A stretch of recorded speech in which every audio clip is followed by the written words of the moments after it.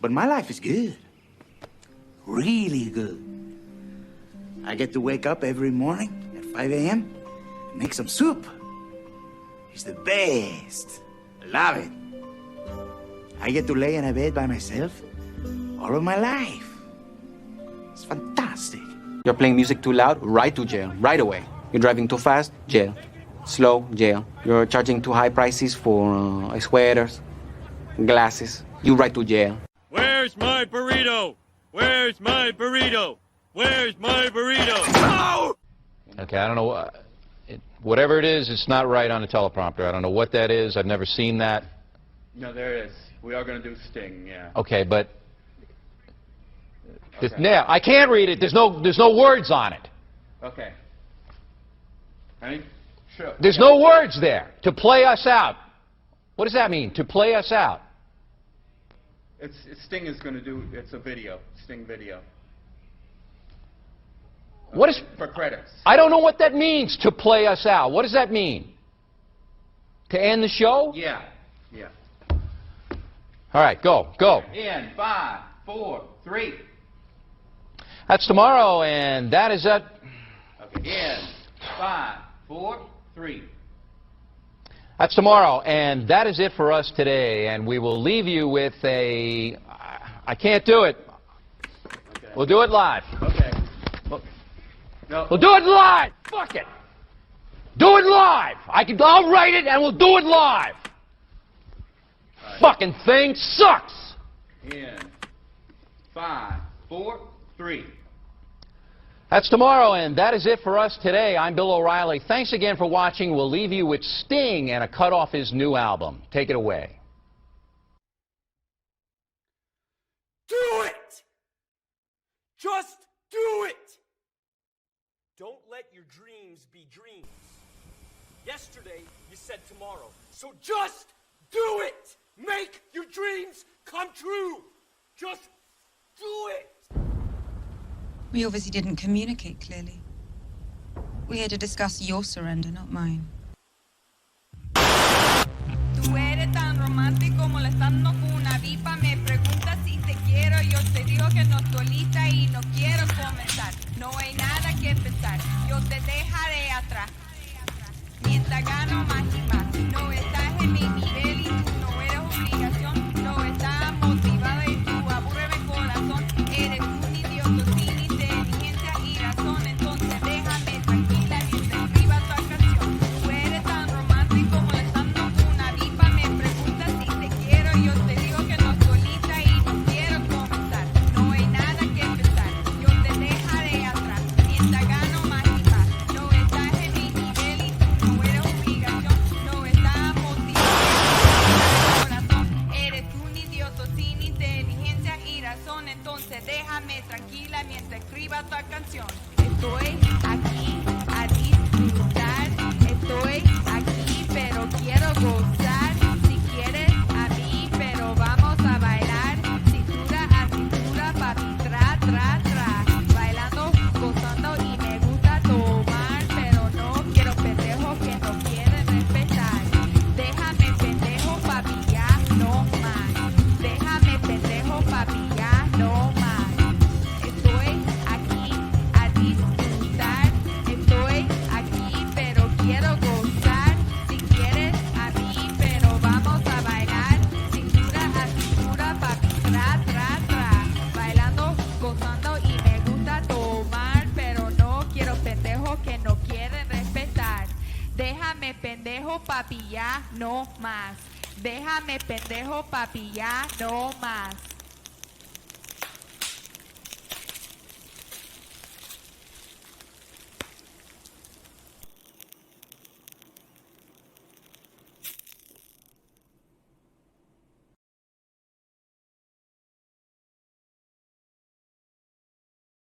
What is up, everybody? It is your boy Luis Martinez, aka at Big Chief Burrito, live with you on a Tuesday. Tuesday, baby. Sticking to the schedule. Mi Gente Show, live and alive from San Diego, Chula Vista, California. How's everybody doing today? What's up, Sophia?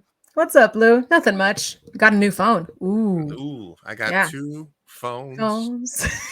I like your pride little. Yes, I got the to wipe my brow. I got my Oh, little. Look at that. snap. Look at that. What? Yeah. You're all rainbowed out. I'm allied out. Yes. Oh my God, we stand a good ally. Thank you. We support. You know what I'm saying. Still Pride Month. Still Pride. Yeah, Mhm. absolutely. Keep it going. I mean, Mhm. what are you gonna do? Call me a gay? Yes. Hello. Are you That's a gay? But yeah, we're chilling. June, it's hot, so this will Getting be hot. coming off in a second because it's getting hot. But I do want to Yes, show sir. my allyship. We like you said, we cover a lot of the bases in terms Mhm. of Latinidad. We try to cover more, obviously, as we go. We're gonna cover a little bit more today as well. But yeah, Pride Month keeps going. There's a lot of stuff happening to know. We're gonna do reactions. The WGA strike is still ongoing. Hunter Biden plea deal happened today. Tate brothers got finally indicted in Romania today. They got finally accused. There's a bunch of stuff happening in the world that we'll talk about Hellscape Watch wise. And we also have an interview today. But let's start off with any personal news, Sophia. Besides the 2 phones, what's going on with you? 2 phones. I'm in a kickball league. I'm in a lesbian kickball Yes. league, Lou. And boy, did we play this last Sunday. Yeah. No, I guess I didn't qualify. I wasn't gay enough. No, you did not qualify. I did ask. I'm so sorry. And it's an all female. It's a she-they league. Okay? I tried. Hey, listen, I tried. Listen. I would have worn. That's why I bought my wristband for it. Like And I then was getting prepared. I was ready. You are neither she nor they, so I'm so sorry. It's okay. Listen, I wanted to be there, but it's okay. It's fine. Maybe I can just come cheer you guys. Maybe I can just come cheer you guys on one day. Yeah. It looked like it looked like a fun crowd. It was fun. Yeah, it was fun. And then we went to Gossip Girl afterwards. So yeah, after parties always. Yeah. Oh yeah, I'm definitely gonna check with one of those. No, me. Listen. I've been working. I've been doing some karaoke hosting for extra cash. That's been going good. Very nice. We got a 4th dog in the house today. I'm happy. I have Milo over. Oh, Jesus, you scared me. No. Okay. Like you don't need any more dogs. No, I don't. Yeah. We have currently 2 pit bulls, a German Shepherd, and a Belgian Malinois in the house. So, AKA a fuck ton of dogs. Yeah. So way too many. But no, we're doing good over here. Working hard, getting ready for the summer. Still going to the gym. Still doing that. Nice. So we're trying to do what we can here to stay healthy, stay productive. Yes. As one does. We're going to jump into all that stuff in a little bit, but first we want to welcome aboard our guest for this afternoon evening session. They are a filmmaker that we met at the San Diego Latino Film Festival this past year. When I saw their film Wish Upon a Disco Ball, it checked off all the boxes that I wanted to see for the movies that I wanted to include in my comedy showcase. It had tons of representation, female representation, Afro-Latino representation. It was a very beautiful film, comic as well, which is what I was looking for. And it blended in really well with all the other films that I selected, all the comedies. I think everybody agreed that it was a really interesting mix.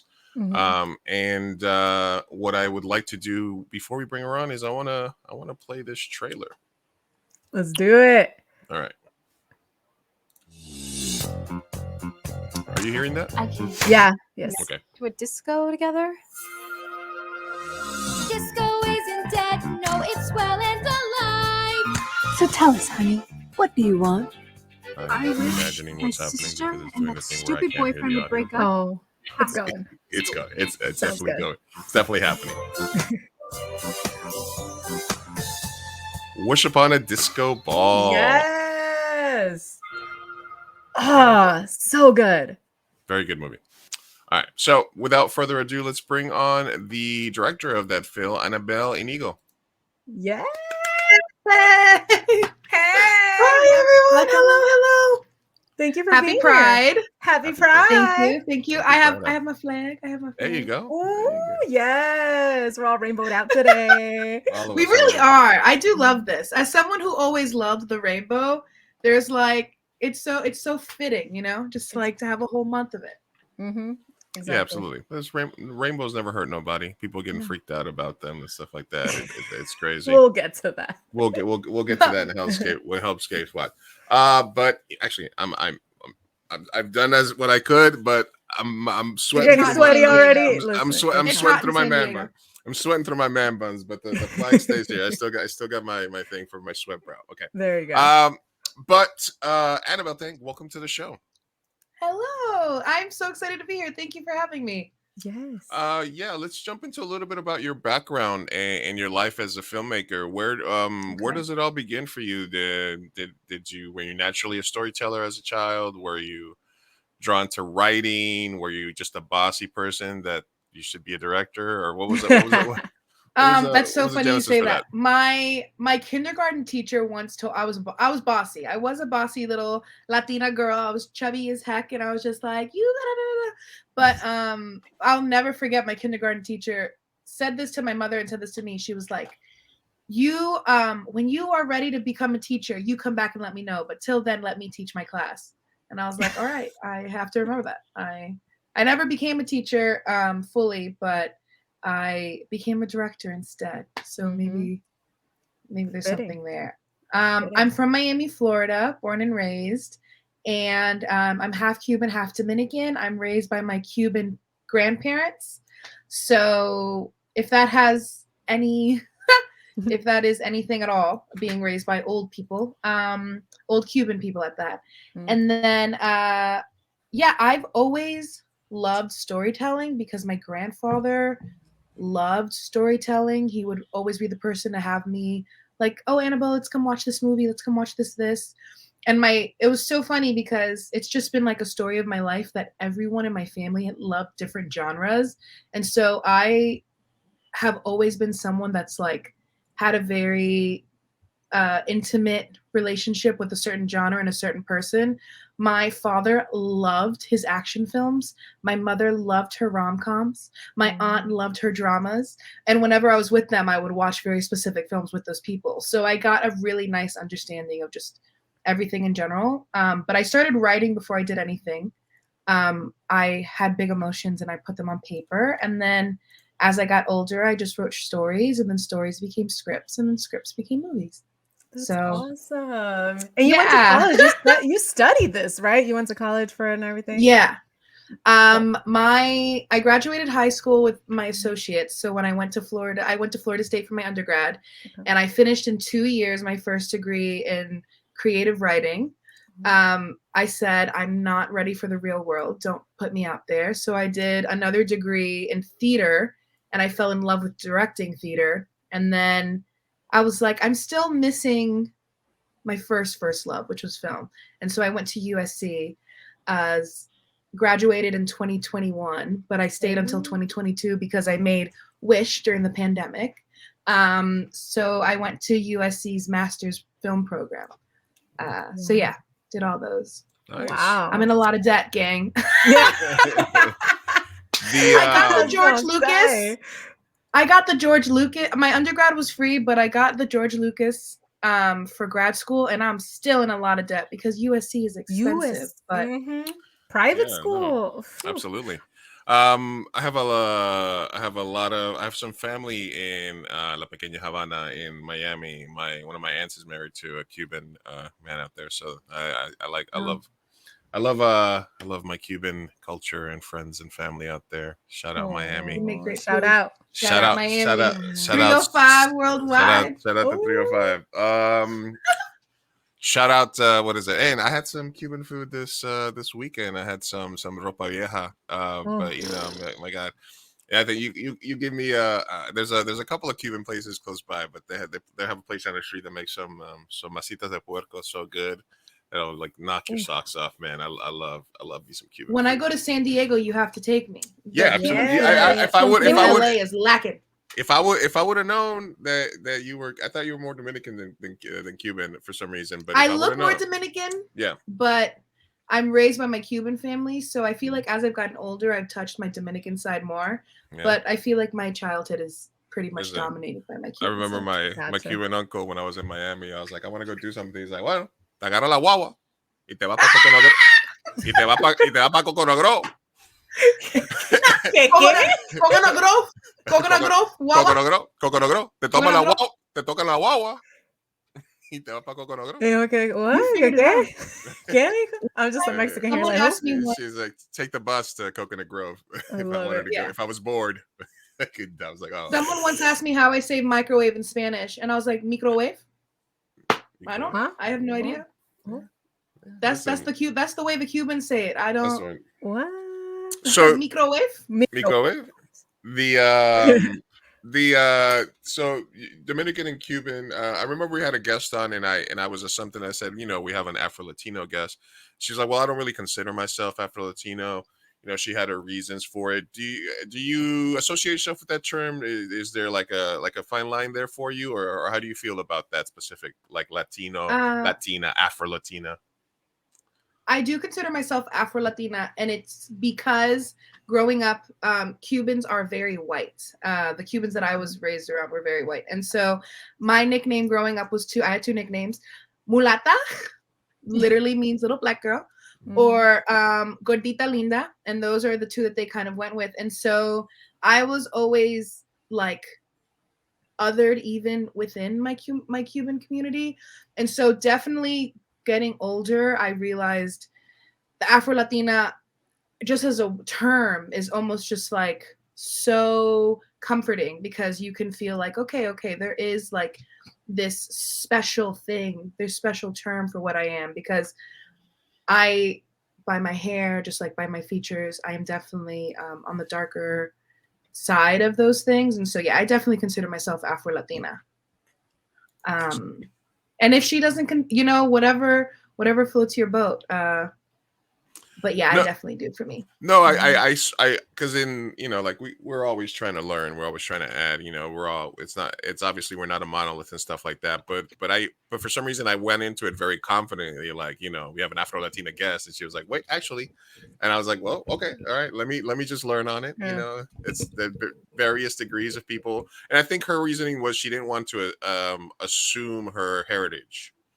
Okay. That it was coming from that place, right? Do you remember? I think it was also that like that wasn't her plight to take on. Like she didn't feel like she was, the proper representation, or something to do with that. Yeah.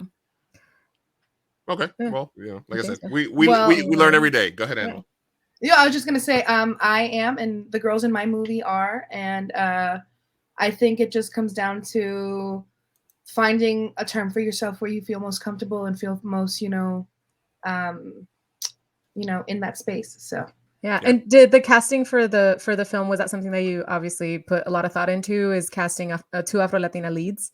Yeah. So one of the beautiful things about USC, why it's worth so much tuition, at least for me, was you just have access to so much in terms of equipment, sure, but just like students. And for my lead, the younger Alexis, which plays Olivia in the film, she was actually a student, and USC had a mixer with like students and students in the drama school and students in the film school.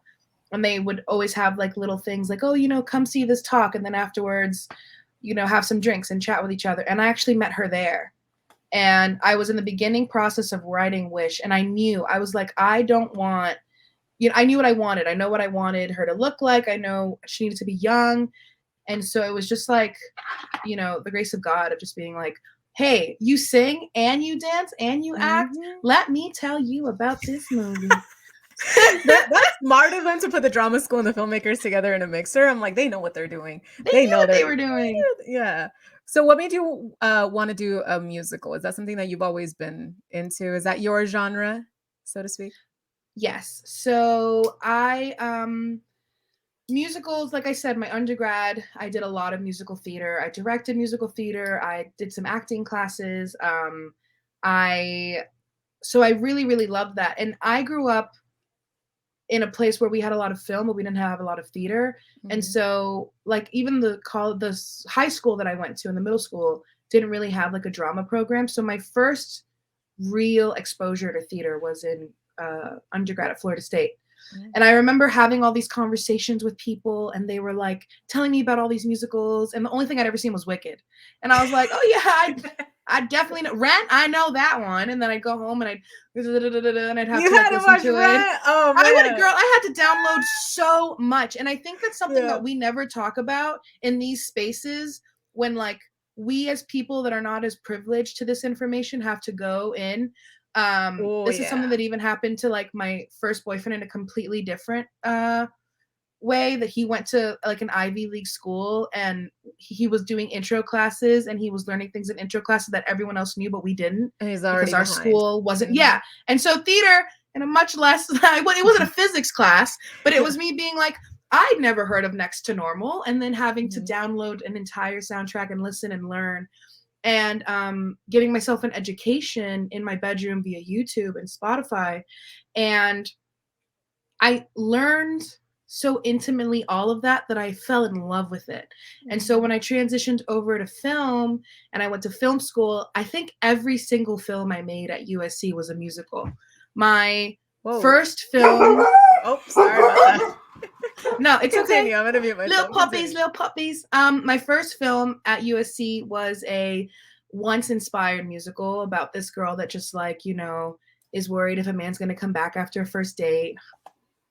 The second one was about like a Beach Boys inspired musical about a woman deciding that she's going to go on vacation alone. And then my thesis at USC was a disco musical about two sisters having to fix their relationship after dad dies. So, I knew my goal in life, I'll say this now, because before in the backstage we were talking about goals, I would love to have a musical in every genre. And I think film is a very accessible way to do that. So, yeah. Holy shit, that's amazing. Wait, before we move on, I really want to know about the Beach Boys musical. Like, can you send me the link? I'm actually okay, I need to watch it like now. Yeah. My composer, I'm sorry, go. No, go ahead. Your composer, go ahead. Well, I was just going to say my composer and I met at USC again, why it's worth the tuition. And he was just incredible. And I remember having this discussion with him and saying exactly that. And my family, my grandfather who raised me was a veteran. And so we would go to Hawaii a lot because there was just like a really, really big Army culture there. He fell in love with it so much when he had gone, when he was younger, that we just kept going back. And so Beach Boys is, again, grandfather, spoiler for the Wish people, but it was just really intimate. And so I love that sound because it's so distinct. No one sounds like the Beach Boys. Really, so why not turn it into a musical? And I love doing that, like finding sounds of people and then just doing it very intentionally. So I'll send it to you. It's cute, and I'll turn it into a feature one day. Oh my gosh, I'm excited.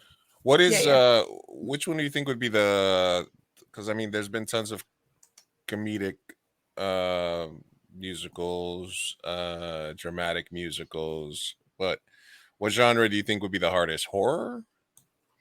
Well, there is a horror musical. I mean, Rocky Horror Picture Show. Rocky Horror Picture Show. I don't know. That's more of a comedic. There's the one about the Christmas that the zombies come out on Christmas, and then it's like this crew of people have to kill all these zombies with Christmas decorations. Oh my god! Definitely have not seen it, but I need to. Yeah. And there's also Sirens, which is a mermaid-inspired musical out of some European country that did really well. So I know that those exist. The hardest genre might be action. I think you nailed it. I haven't really heard of like I can only imagine someone like Tom Cruise on a bike being like, I gotta get there. And just like how those numbers break out. And even though I will say, I think that the musical, like in terms of genres, the genre closest to a musical is an action film because of all of the choreography. So yeah, I was gonna say I can totally see him flying a plane and singing. Tom Cruise would have a ballad, okay? Yes. So Jamie Foxx would throw down. All right. I know he would. I know he would. Team America was like, but that was puppets. I guess had some musical That aspects, was right? that was It art. did. Yes. That was art. That was no, Mhm. like 2003. I feel like it was around Rent. No. Oh fuck yeah. Okay, so you're doing the musicals. You're bossy. You're growing up, and you spend all this. You go from Seminole to Trojan, Yep. and Same colors. and then yeah. and now you make Wish Upon a Disco Ball. What do you feel in terms of like the? Do you think that you would have had the same? Would you have been able to make Disco Ball if you had stayed in Florida? No. Right. No. So you think it's I important don't for think so. somebody, if even if you start off in like a smaller market and you have your dream there, do you feel it's important for like filmmakers that are serious to pick New York, LA, and sort of go for it?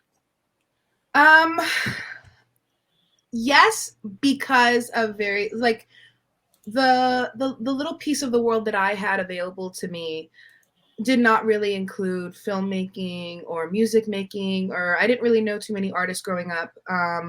And so for me specifically, it was important to leave Miami because leaving gave me access to other artists and other perspectives, and going to school almost immediately created a network that I didn't have any semblance of in Florida.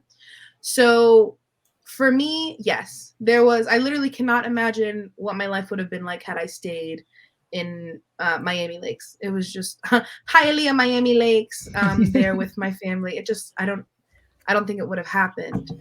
Going to a place like New York or LA or even like Austin, these places that are like hubs for artists. I almost think of it like, it's like an Ivy League school. At Harvard will go and collect all of these incredibly intelligent people and then collect them in this one building. And you are just like amongst like in Harvard sense, just amongst those people in that really, really excelled in what they did. USC did that for me with film. While I was the only person in my cohort that loved musicals, I know some incredible filmmakers that are phenomenal with like comedy and horror, and yeah, leaving was necessary.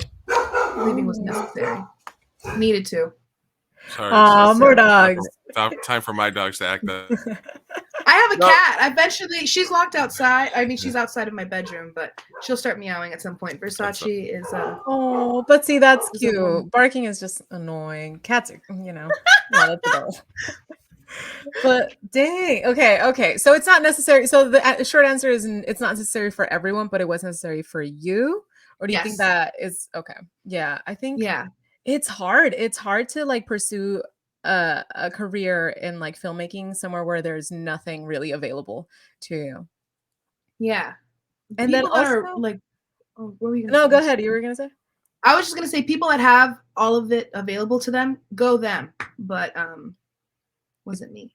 What about you guys? How is it to see in San Diego? I think in San Diego, the only issue that I have with San Diego is that I think they have a sort of a second city relationship, like Chicago to New York, but like it's almost like quit trying to make San Diego happen, because it'll never. It's like there's people that try. They're like, we can make San Diego just like we can make San Diego just like LA. We can attract movies, and I think this town is only equipped to like handle maybe one or two, maybe three TV shows at a time, a couple of movies at a time. So what I feel is that you can play both sides, like myself and other people that sort of live in San Diego, and it's like, listen, if I have to go meet somebody in LA, it'll take me 2 hours. It might take you 75 minutes to get across LA. Sometimes with traffic, it might take me just 2 hours. So it's not like it's really that much more different than living in LA. Yeah. As long as you're willing to put in those drives and put in work, you're close enough that you can take your shot. But I feel like there's a lot of hobbyists. There's the lifers are the ones that are either they get their LA number and they're up there all the time for auditions. And then the other ones that are trying to sort of, but I want to kind of stay here and stuff like that. I feel that if you're a lifer there, you take your shot, you go up there, and then once you get a little bit of established, you're like, okay, all right, I know how the LA things. I'm willing to make that drive. I'm willing to spend 6 hours on the freeway to go to an audition. And then you can kind of come back. The dream for me would be somewhere like middle, like Orange County or like Del Mar or somewhere, up there, like, where you're like an hour out. That's the dream. But that's for like the people that live in Malibu and shit like that. Yeah. That can be a little bit, you know. Yeah, it does get hard because like everything in LA is so last minute too. It's like you have an audition tomorrow Everything. morning, and then it's like, oh shit. Yeah, I remember one time I got booked for something, and then I was like, okay, it's tomorrow, but then I didn't get the call sheet, and I didn't know what wardrobe I needed to wear until literally like 12 a.m., 1 a.m. And I'm like, I have to drive in the morning. Like, It's yeah. crazy. Call sheets, both of my roommates that I live with, my brother and our friend from Florida State, they're actors, and USC was so meticulous. Our call sheets had to be out a certain amount of time. We had to give all of this information. And so when they're like, yeah, I think I'm supposed to shoot in 8 hours, I still haven't gotten a call sheet. I'm like, what? Yes. What do you mean? That's insane. Yes. I can't believe that. I was like, is it still happening? And I have no idea what to pack. And like, I only have one chance to pack, and it's like a 5-day shoot. So I don't know. I got the wrong wardrobe. I was just there. I was like, y'all didn't tell me. You were a body. You were a body. I was a body. It's fine. But yeah, no, I was thinking, I'm like, if I really want to do it. I have to go to LA. Like Lou said, hobbyists or lifers. And I'm like, right now, hobbyists. I love San Diego, but it's so nice though. It's so nice. It's hard San to leave. Diego is so nice. Listen, it's not just like you can make a living doing corporate videos and corporate and weddings but and that's stuff like soulless. that. It's soulless. It's that soulless work. You can make a living and stuff like that.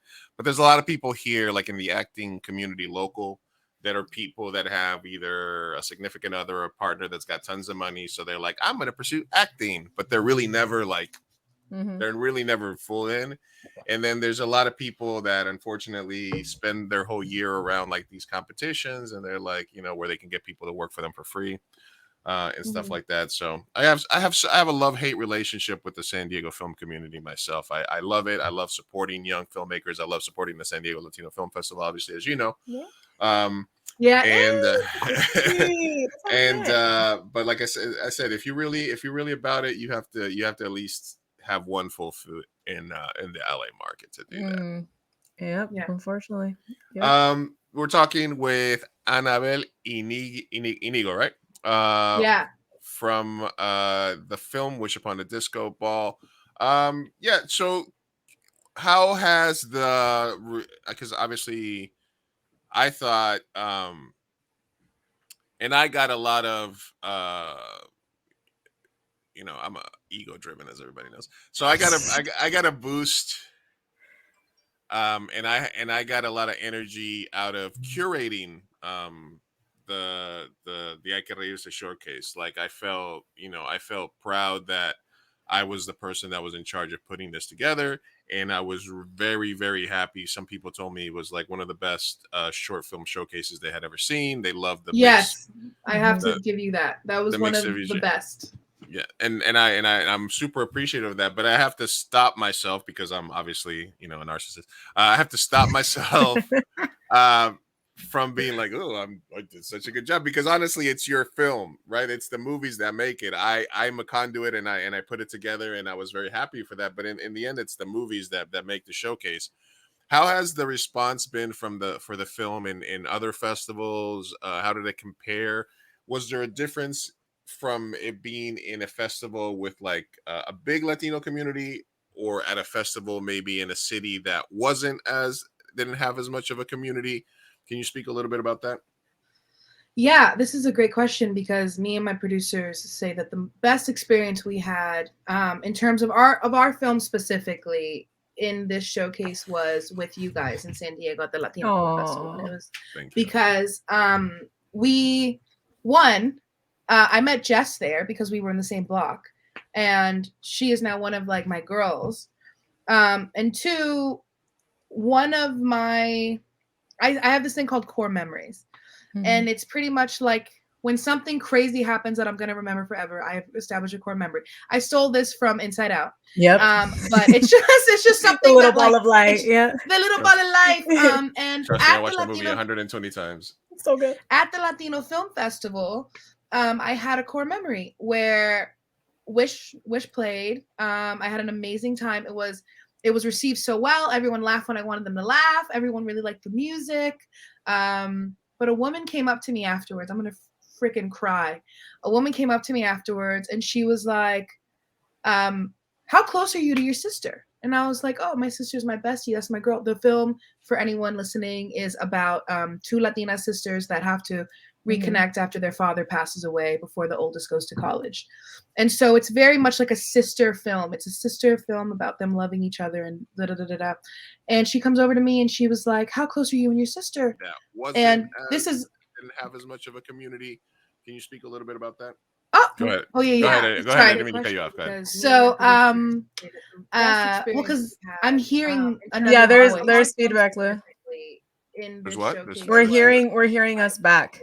Oh, Thank you. because we. There you go. Okay. Oh, perfect. So this woman pulls me outside while I'm right in front of this very theater where these photos are. And she's like, how close are you and your sister? And I was like, really close. My sister's my best friend. And she was like, I wasn't going to come today. I was too busy and I really, and something told me I should show up. Mm-hmm. And I haven't spoken to my sister in 8 years. And after seeing your film, I'm going to call her on my ride home. Oh. And I was like, you should Wow. call her. You should call your sister. Yes. And she was like, I will. I knew I had to come to the screening today. And I think I need to call her.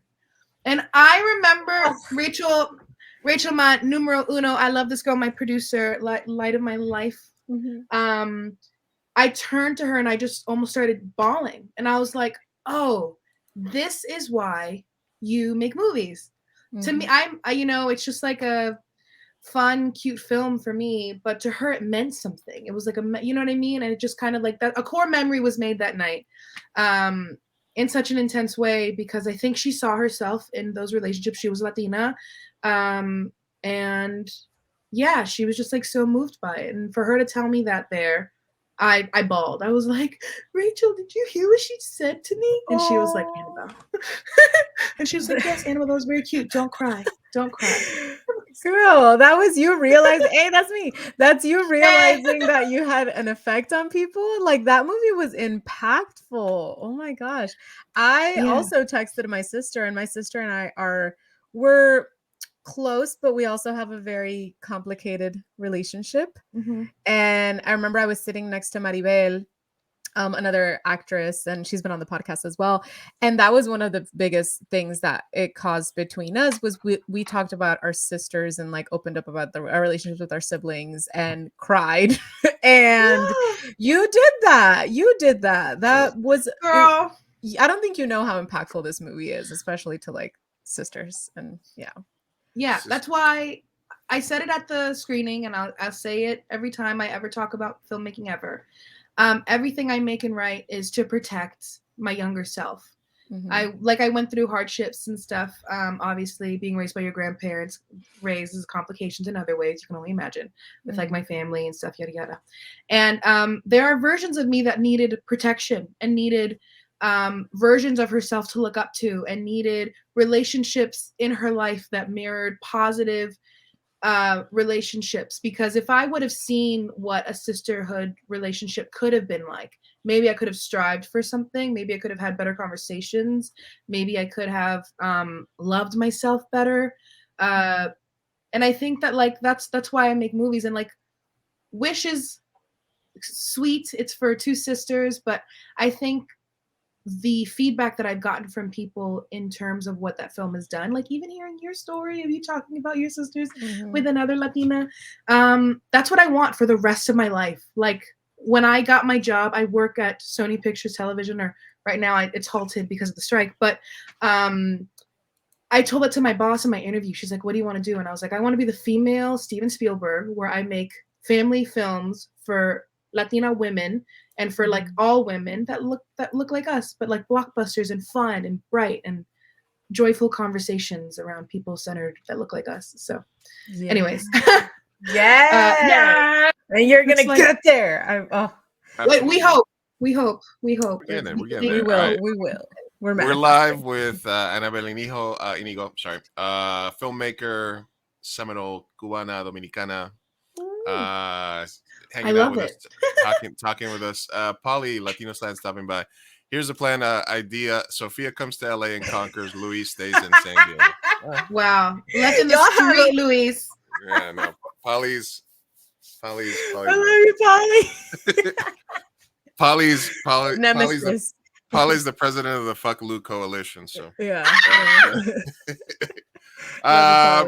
We're hanging out. We're talking with Anabel. Wish Upon a Disco Ball. Is it going to be since it's a student film? Since it's a USC film, does it limit where you can screen it? Is it only available in festivals and then that, or at one point are you going to be able to sort of publicly put it out there, or is it just because you're still trying to see if you can pivot to a feature for it? So the way that USC does it is the idea is mine. Well, they own the actual film itself, but I own the IP. So me and my producers are currently creating and writing outlines for a feature version, and me and my composer are writing. We're going to go the Hadestown route and probably write about like 15 songs and record them in a studio and then package that and see if we can shop it around. But that's a very expensive movie, so not the first, and that will not be my first feature. But yeah, USC owns the film, so they will license it eventually and they'll have it out there, and we'll find a really great place for it whenever the time comes. We're still submitting it to festivals, so I think at the end of this year we'll know where she lands. But USC lets me keep the rights to the actual project idea, so that's kind of like the way that they do it with students. Gotcha. Okay. Got it. And is there a plan for you to do something like in between, like a short in between there, or are you full focus strictly on I'm going from this to a feature? Lately, the world is weird. Lately, I've been doing modeling and acting. Ooh, and yes, interesting enough. And then but I'm gung-ho on a feature. I really want to shoot a feature before I'm 30. And I think I have an idea for a feature that I can shoot for $250,000. This numbers that like movie numbers are not real numbers. I want everyone that's listening, that is not a real that is a cheap movie. I cried when I bought my first $1,000 couch. So for me to even say a number like that is crazy, but because so many people get paid in a production and there's all of post and composers and this and that. So, but so something cheaper than $250,000 will be my first feature. And I think that's what we're kind of just like angling towards. And then, that's, if a short happens, sure. I have lots of short ideas. I'll apply for grants. But Mama wants a feature. Mama wants a feature before 30, baby. I want a feature before I'm 30. Or at least shoot it. Because post might take a long time. But I want to be in production for a feature before I'm 30. Yeah. Movie time is also very weird. Well, listen, I don't do titles or special effects or coloring, but as far as story editing, if I'm your guy if you need somebody there. Oh yeah. Oh no, I love acting. Oh, we're selling ourselves. Okay, acting. I'll be in the background. Oh, I'm coming back for y'all. Yeah. The way I work is I stay with the same people, I stay with the same crew, I pull them up and we run with it. Yeah, absolutely. Yes. I'm here, whatever you need. I'll be an AD. I got some chops too. You need a big burly, I feel like you have a nice deep, you'll have a meaty voice. I can totally hear it. Yeah, big burly gay Latino. You got me. Gay I'll put on the headband. I got a rainbow. I don't care. I got range. I got chops. Ooh, it's getting hot in here. It's getting what that's. This is gonna be my move. This is gonna be my move all summer. Oh my gosh. It is. Go to Flicks and then do that. It's I was gonna say Cupcake. Get out the way when you see me. I'm running with the LGBT. No. Okay, no. I'm so sorry. I am a disappointment to my kind. No. Look, Tallahassee was a special place. That's all I'll say. Tallahassee. All right. Polly says, correction, he is the president and founder. Yeah, I got that. Yep. And great to hear this director and her dreams. Absolutely. We love Yes. chatting to other filmmakers. We love talking about that. And we love, it's Mi Gente show. So we want to continue to expand, because obviously me and Sophia are both more on the paler side of Latino. She's a little bit more passing than I am, although she's got all those Latina features. Not with these eyebrows, though. I'm dead. Listen, I I'm went dead. to Spain, I'm and those dead in people that are middle. pasty. I'm like, I can't hide it. Luis Martinez, the name or my skin tone, I can't hide it at all. But so we want to kind of always strive to showcase a Latinx, Latino spotlight. And we're happy to have you chatting with us, Anabel. Thank you. I appreciate this so much. This is so much fun. When you asked me to do this, I literally cleared my schedule. I was like, nope, this day, this day, I'm not doing nothing. I'm not seeing nobody. This is the only place in my house that gets good light. I'm directly under my vanity, which is why I'm like, directing yourself. Perfect. No, we were supposed to have you on before Sophia went on vacation, but it didn't sign up. So I was like, look, as soon as we get back, you'll be one of the first few guests that we get on.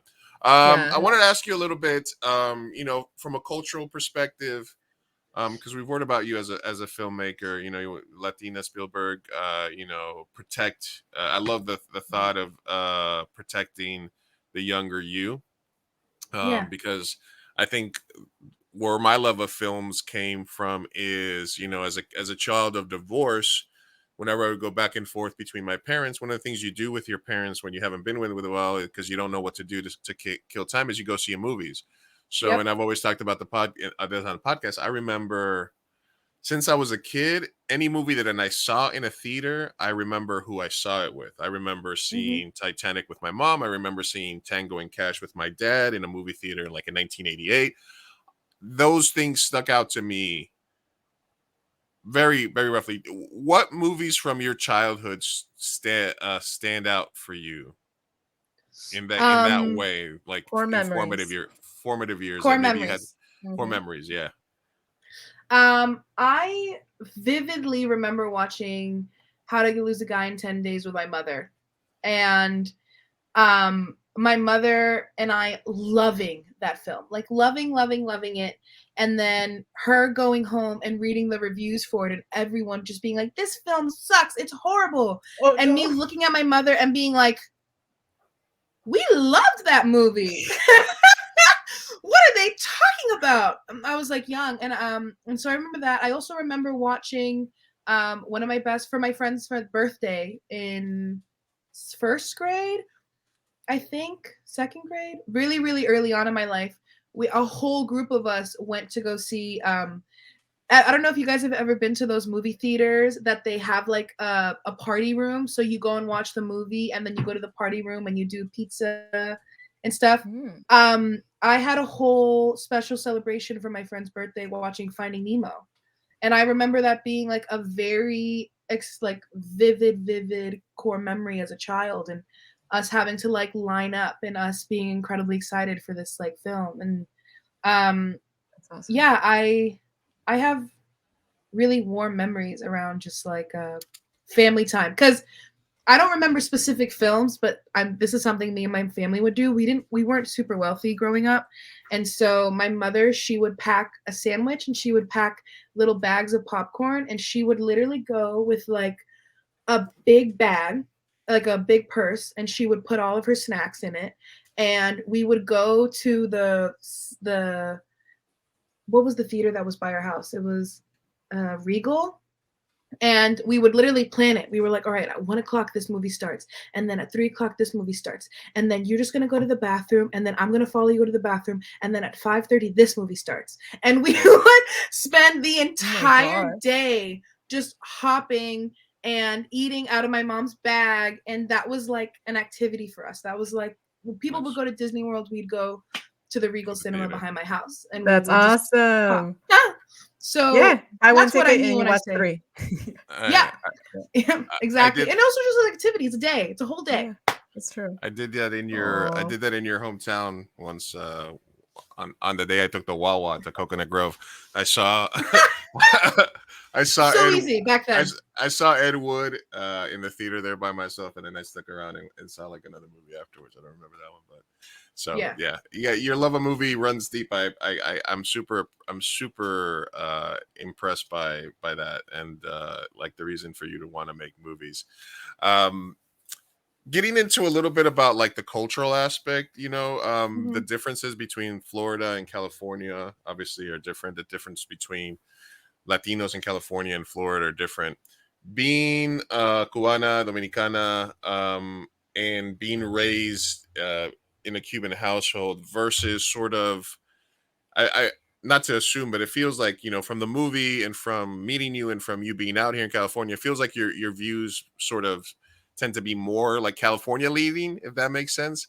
Has that been a culture shock either getting to California, or is it more of a culture shock communicating with your family back home and going back? Which one do you think is a bigger jump? The jump from being in that environment and then coming here, or thinking about possibly like visiting or stuff like that, and how does that affect you?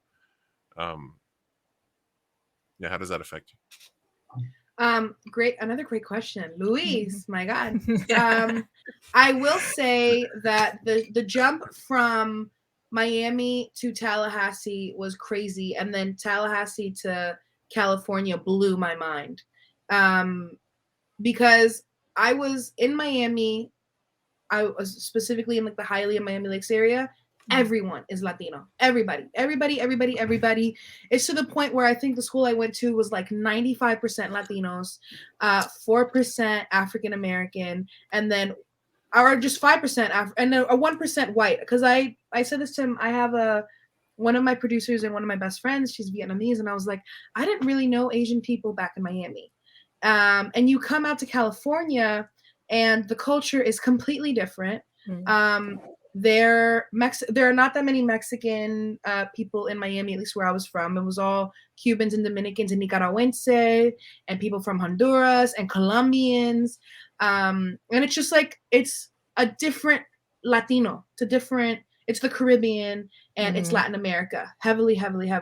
And then you come to LA and it is heavily Central American. It's very like Mexican and real, like LA's Mexican food, don't play. I can only imagine San Diego's Mexican food. Way better.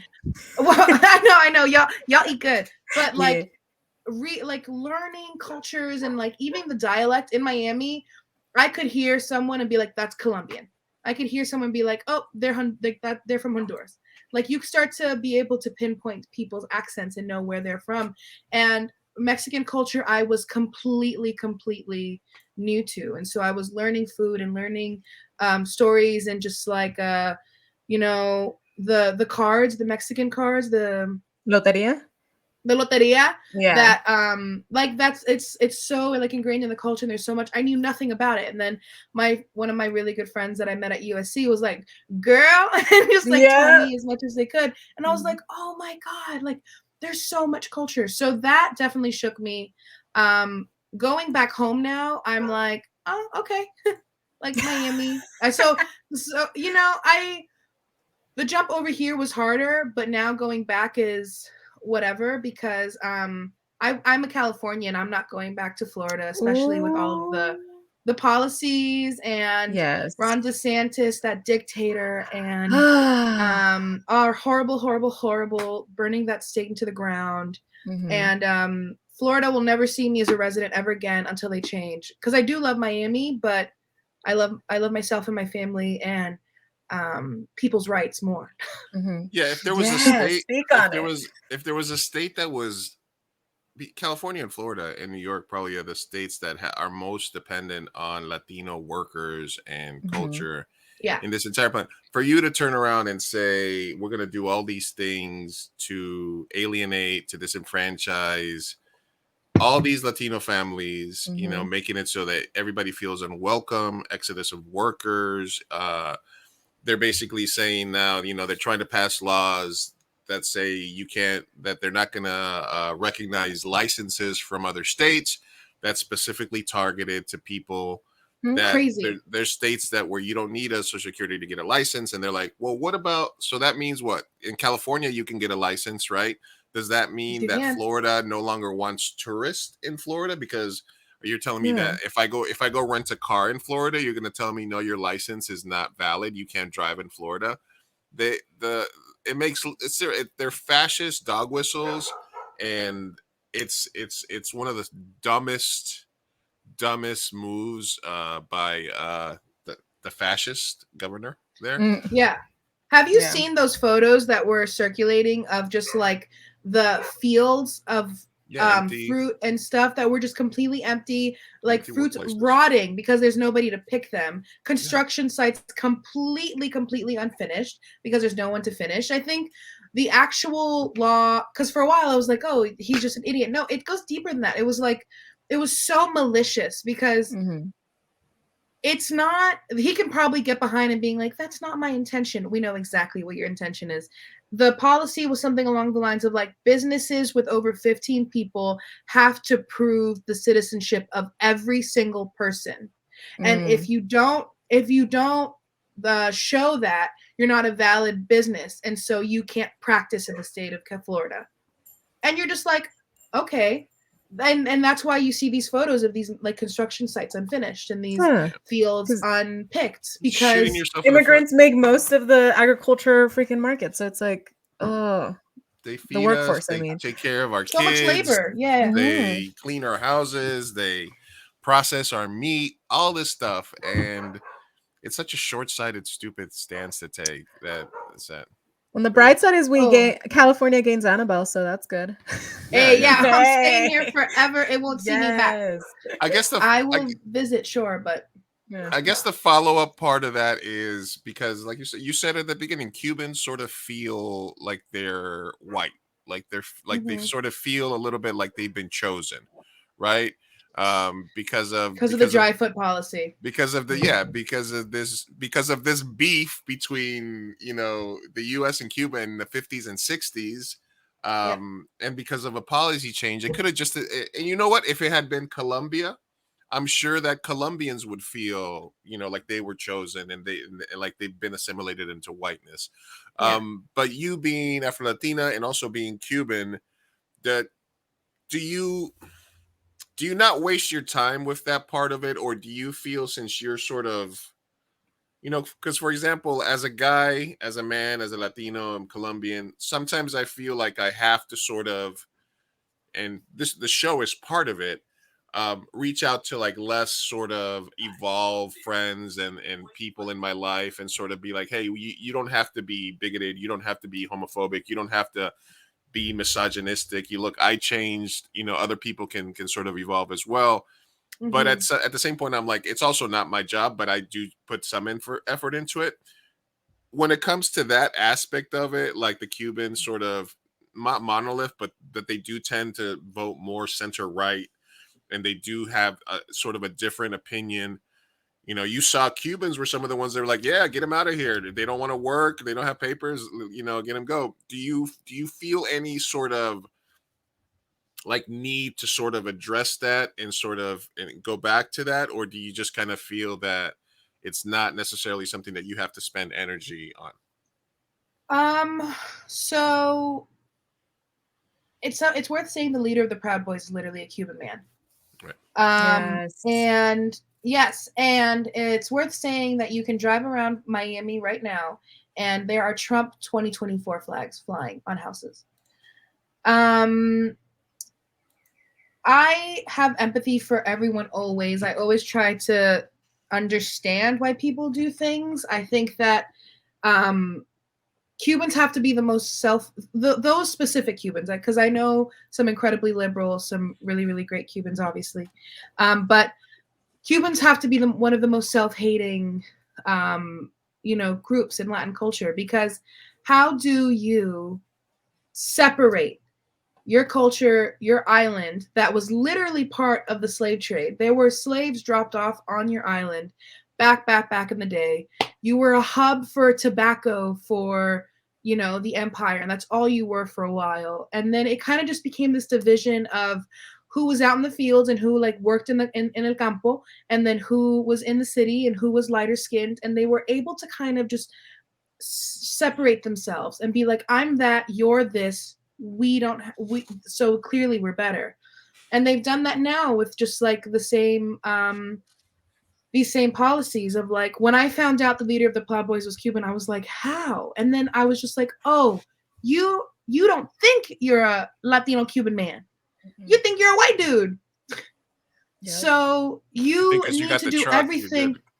Yeah, you need to do everything in your power to convince yourself day in and day night so deeply that you have to lead these people to hate to hate the others. There's no way that man looks at himself in the mirror. It's like that one Dave Chappelle sketch where he's blind, but he's like a KKK member. Yeah. You know what I mean? It's just like the amount of loopholes that you mentally have to go through to be able to differentiate yourself. I feel bad for you because you have to hate you have to hate yourself. There are versions of yourself that you have to not see for you to be able to make that make sense. And so I try. We have Abuelo Loco, my biological grandfather. Mm-hmm. Every time he sees me, he loves talking about how much he loves Trump. One time I went to go see him, he had a Kim Jong-un shirt, and he was like, ha ha ha, Anabel, look at this, and I'm like, Abuelo Loco. Let's be real. No. Look, you went to prison, sir. Oh, and you're no. a Cuban man. What do you mean you're here with a Trump shirt in front of me? And I'm just like, as he say, you can't do nothing to me that Fidel has not already done. I'm terrified of going to Florida now. I'm going in like a few months. Look, you're gonna enjoy Florida. Florida's beautiful. Miami's fucking beautiful. South Beach is fucking awesome. The Keys are beautiful. Smith made a song. Yeah. Florida's fucking awesome, and it's full of great Latino culture, which is why it's so weird that it's there. To clarify, there's plenty of Mexicans in Texas, Colombians in Florida and New York. There's plenty of second, third generation Latin Americans, South Americans that sort of have this "I'm gonna close the door behind me" policy, which is, oh no, I'm here. I ain't the bean or wetback anymore. Yeah, I'm second, third generation. I'm cool now. I'm one of the whites. The rest of y'all, and stuff like that. So it does happen, but I do think that it is fair to say that in the Cuban community, it is also a little bit more pronounced because of that relations that have the dry foot, all that stuff that happened in Cuba and stuff in the day.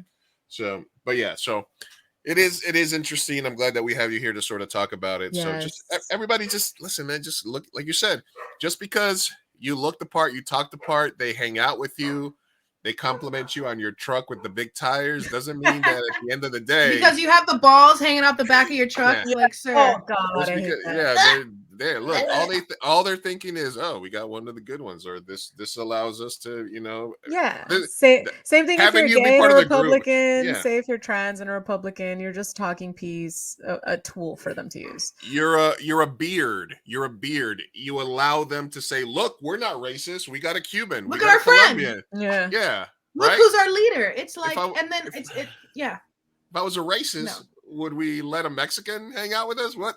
Come on. Yeah. No.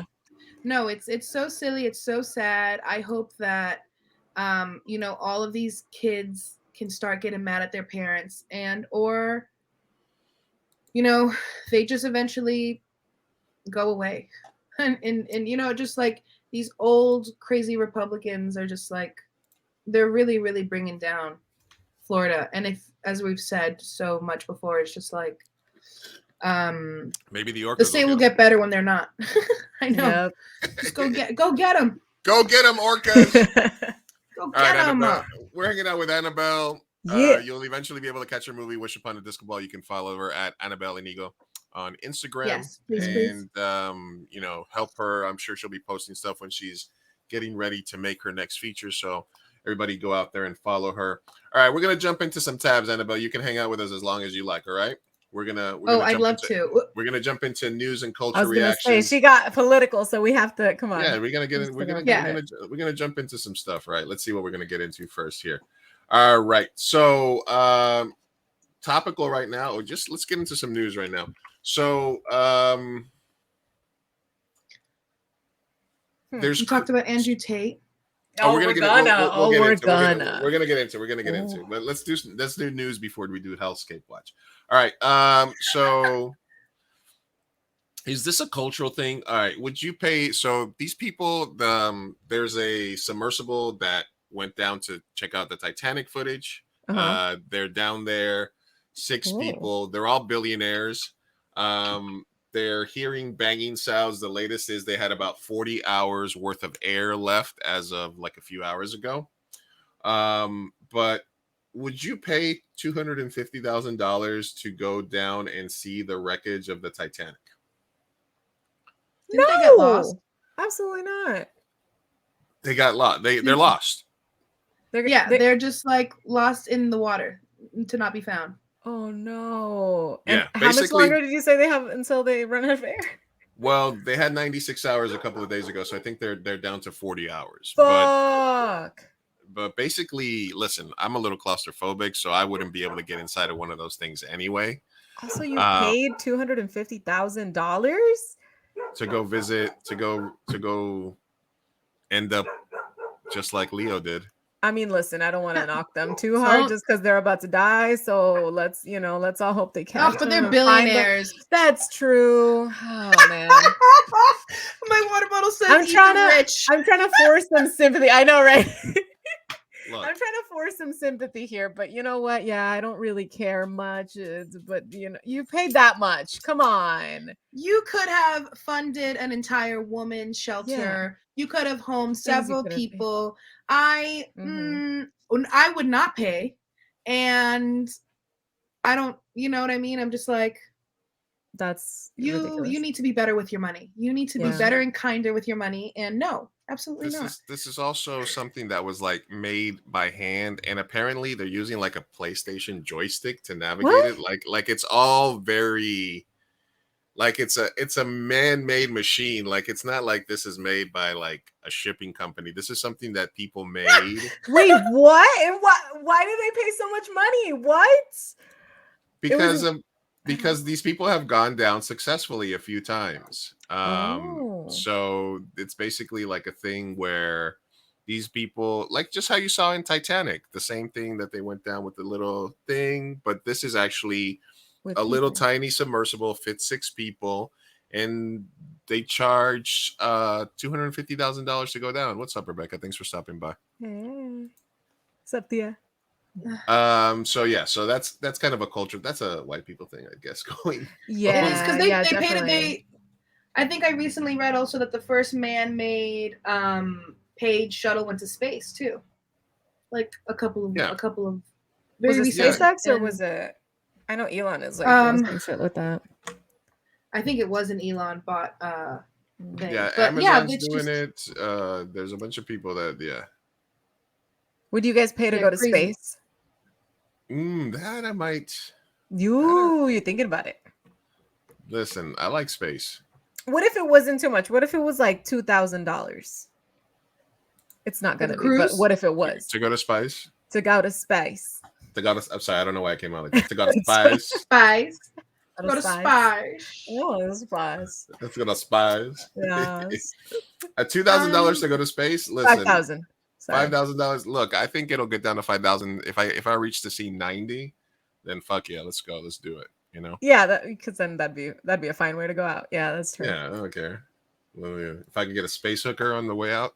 Oh my god. Listen, I want to know space hooker not included, Luke. Sorry. All right. You gotta pay extra. I mean, there would if we ever, because like I'm only imagining that would be spaceships, the equivalent to what we have here, like there's a cruise, and so they'd have like events. They definitely have like gentlemen's clubs with strippers and space hookers. It'd be like Soul Plane. Yeah. Or like, ooh, did you see Xenon? What's Zebulon? I'm trying to remember the song. The song, yeah. Okay. Fuck. Boys. My supernova. No, that's a Raven, girl. You were doing it. You were doing it. Supernova. Yeah, my supernova girl. What is it? I forgot the rest, but it was so good. Raven was in it. This Protozoa was his name. Protozoa. for the dough. This is the CEO of Ocean Gate, which is a company talking about stopping at Camper World to find parts for the submarine that they're making. An experimental submersible vessel that has not been approved or certified by any regulatory body and could result in physical injury, disability, emotional trauma, or death. Where do I sign? Oh, take your shoes off. That's customary. Okay. Wow. Wow. Inside, All the this sub space. has about as much room as a minivan. So this is not your grandfather's submersible. We only have one button. That's it. Oh no, so they're even sitting crisscross applesauce, just like Yeah, like no, the Titan dude. Like is the only 5-person sub in the world that can reach Titanic depths, 2.4 miles below the sea. It's also the only one with a toilet. Sort of. And yet, I couldn't help noticing how many pieces of this sub seemed improvised. We can use these off-the-shelf components. I got these from Camper World. We run the whole thing with this game controller. Come on! Oh no! Seems like Listen, I don't know how long if anybody else is a gamer like me, but my video game controllers. This feels like a joke. No way! Someone paid $250K. What? 250,000, and they're Didn't getting know parts at Camper World, and it's a gaming controller that steers the ship. That's submarine. wild. That's insane. That is insane to me. They didn't do the research, did they? Oh no. Look, but apparently the Well, newest on this, and it's happening, so I figured we'd mention. They've apparently heard knocking sounds. They're obviously looking through them through echolocation. But the problem is that there's really no machine or submarine that has like a tow package that's going to be able to go down there and get them. So their best bet is that they get this lodge somehow. The theory is that they might either, here's the things that could have happened. They could have just exploded on the way down, because of the pressure, because there's like thousands of pounds per square inch of water down there as you get that low. So they could already be dead. They could have gone and toured the wreckage, because they go down and they get into the Titanic wreckage, and part of the Titanic wreckage could have moved, shifted, and they could be stuck in the wreckage, or the ship could have failed and it's floating at the top of the sea somewhere in a vast, infinite space. That it's going to be hard. So it doesn't. Listen, I know we're joking around a bit. I can't think of I don't know if I would rather be in a tiny coffin for 90 hours and die of air, or if I would rather just like open, and you can't open it from the inside. So it's not like they can even panic and open it. It can only be opened from the outside.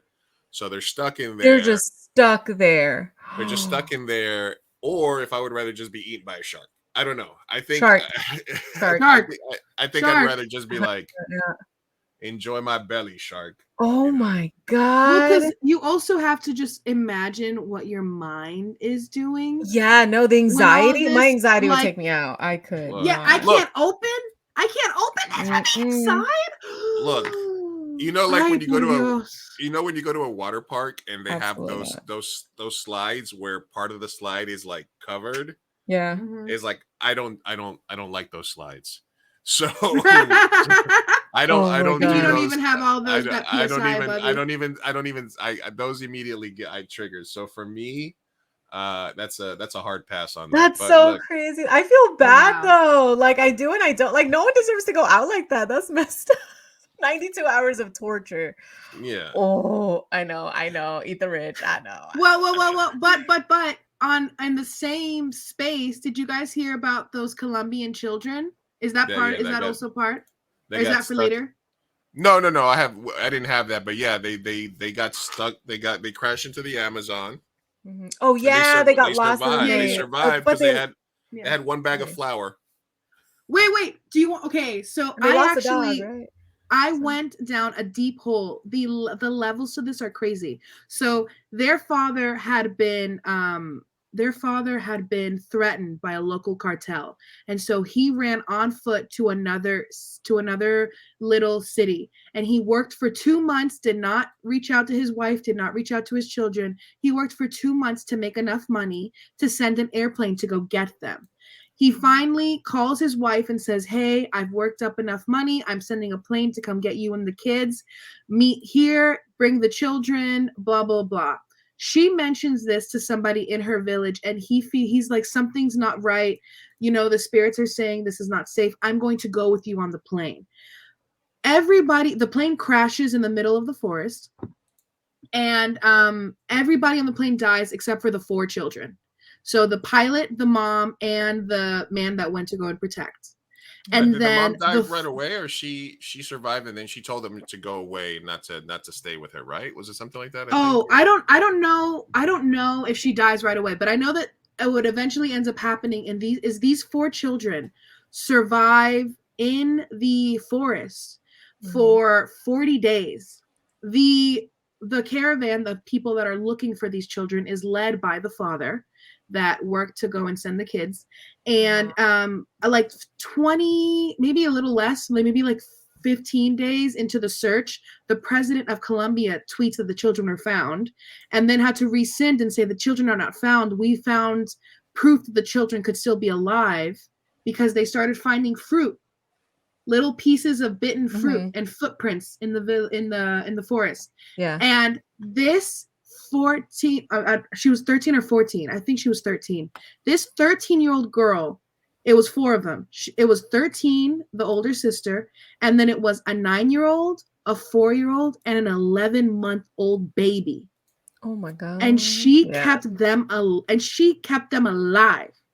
It's fucking crazy. For 40 I think it was for 40 days. That little girl must have been. And then I think they were indigenous too. And so the grandfather was also like, oh, she'll know how to survive because we were familiar with these parts of the forest, blah, blah. But it's like, and I guess their grandparents had taught them how to like survival stuff, right? The very recent and another case of being lost, but a happier ending where the kids were found. Crazy. I wouldn't survive 2 days. 1 day. Shit, no. I just the night. Bicho? I get stung by a little mosquito. I'm like, oh fuck. No, that's end it. That's hardcore. That's a lot of stuff there. Yeah, man. So we're hoping for the best for them, but you know what it is like, man. You took that right, and these people, and just at the beginning of the video, they're like, hey, blah blah blah. Hey, where do I sign? And literally, some rich people are like, fuck it. We'll know by next week. We'll have a ending to this tragic tale. Yeah. All right, I'm gonna drop this article link in the chat real quick because our friend at SD Vets, who I met at, he came out with his wife to karaoke a few weeks ago. Did an article about us, and he specifically you can go to LADineClub.com. He did an episode about the 30th San Diego Latino Film Festival and the Hay que Reírse showcase, which you're a part of. I put that interview in the comment section, but he talked about myself and Sophia, and about myself. Sophia is an actress with a psychology degree, and he talked a little bit about us, put some pictures up. So much love to Michael Carro. Thank you, Michael. Thank you, Michael. You do a lot of work for veterans groups here in San Diego and LA. So thank you very much for the shout out. I did get a chance to finally read the article, so we do appreciate that. Yeah. Listen, awesome. One thing that it could have been the orcas.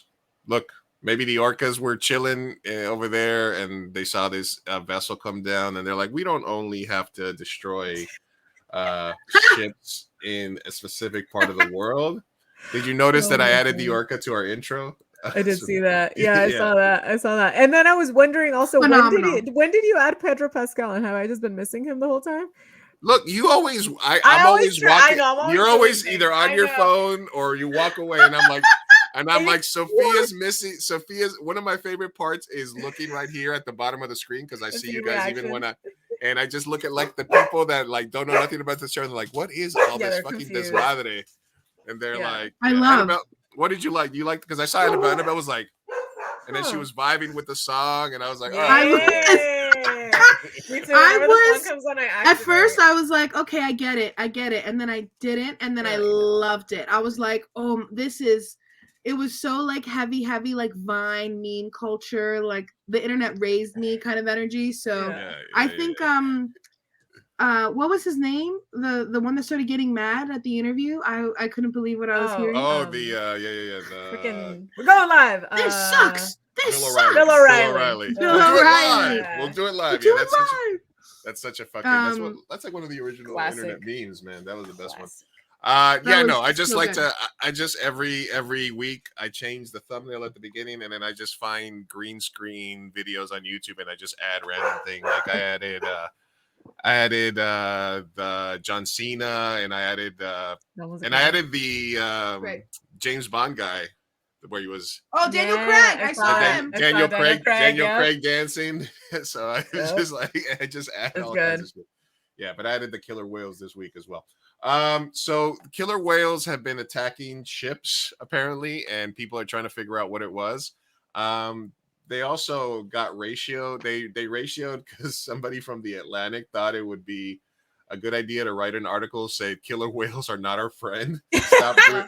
Stop rooting for the orcas ramming boats, and they got super ratioed. Somebody they got super ratioed on it. But listen, man, like I am for our new orca overlords, so it's gonna be just fine. Yeah, why not? Yeah, I like this one here. Sink the rich.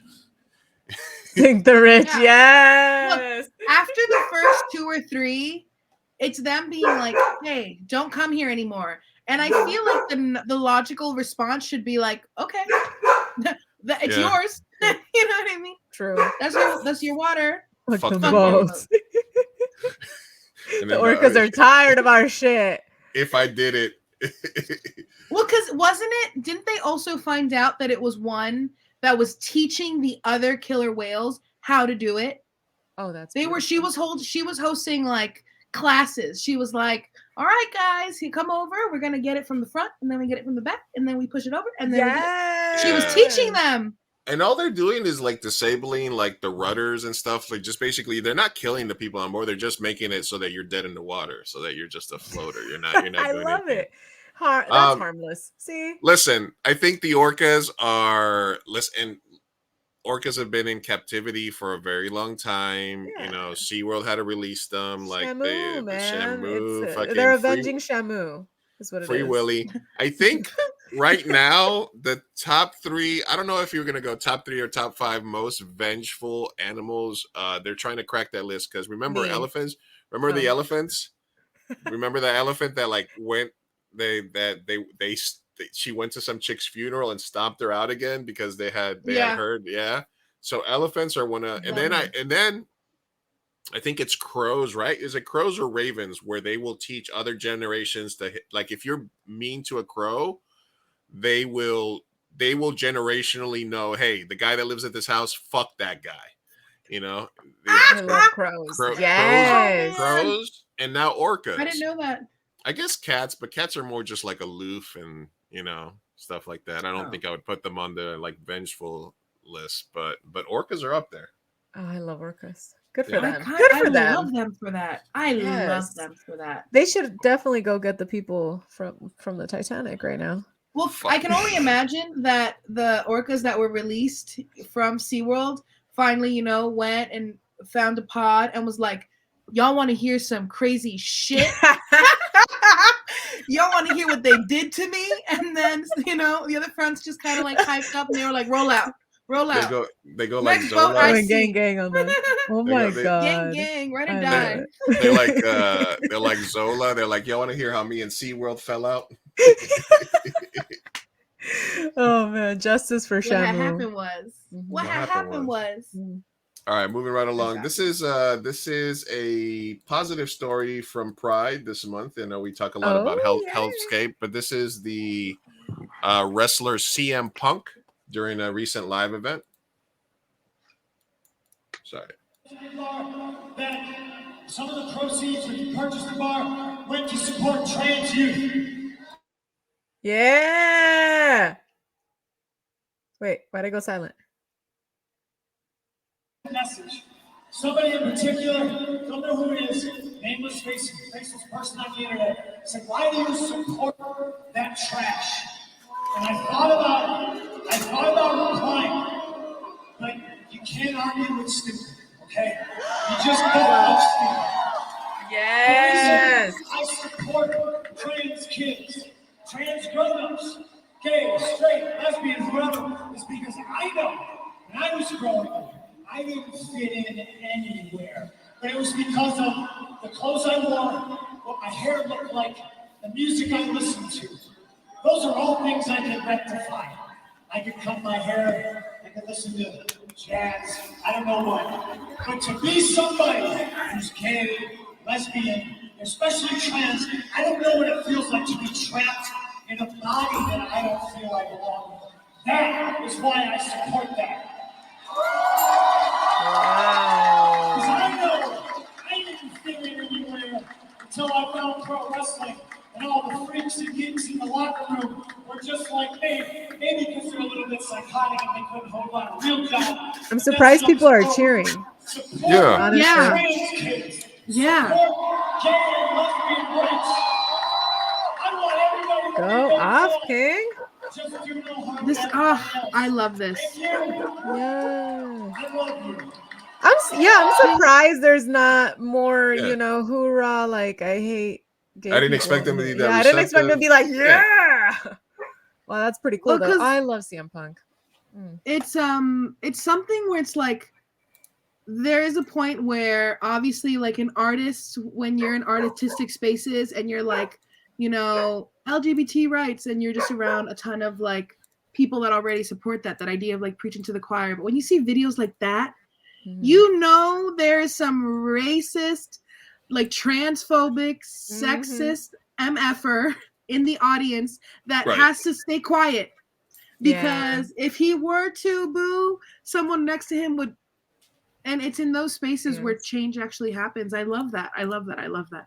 Yes, that made my day. Yeah, because you think about the cross section of people who might be homophobic or transphobic and a wrestling fan, and there's probably some crossover there. A lot, definitely. You know, Yeah.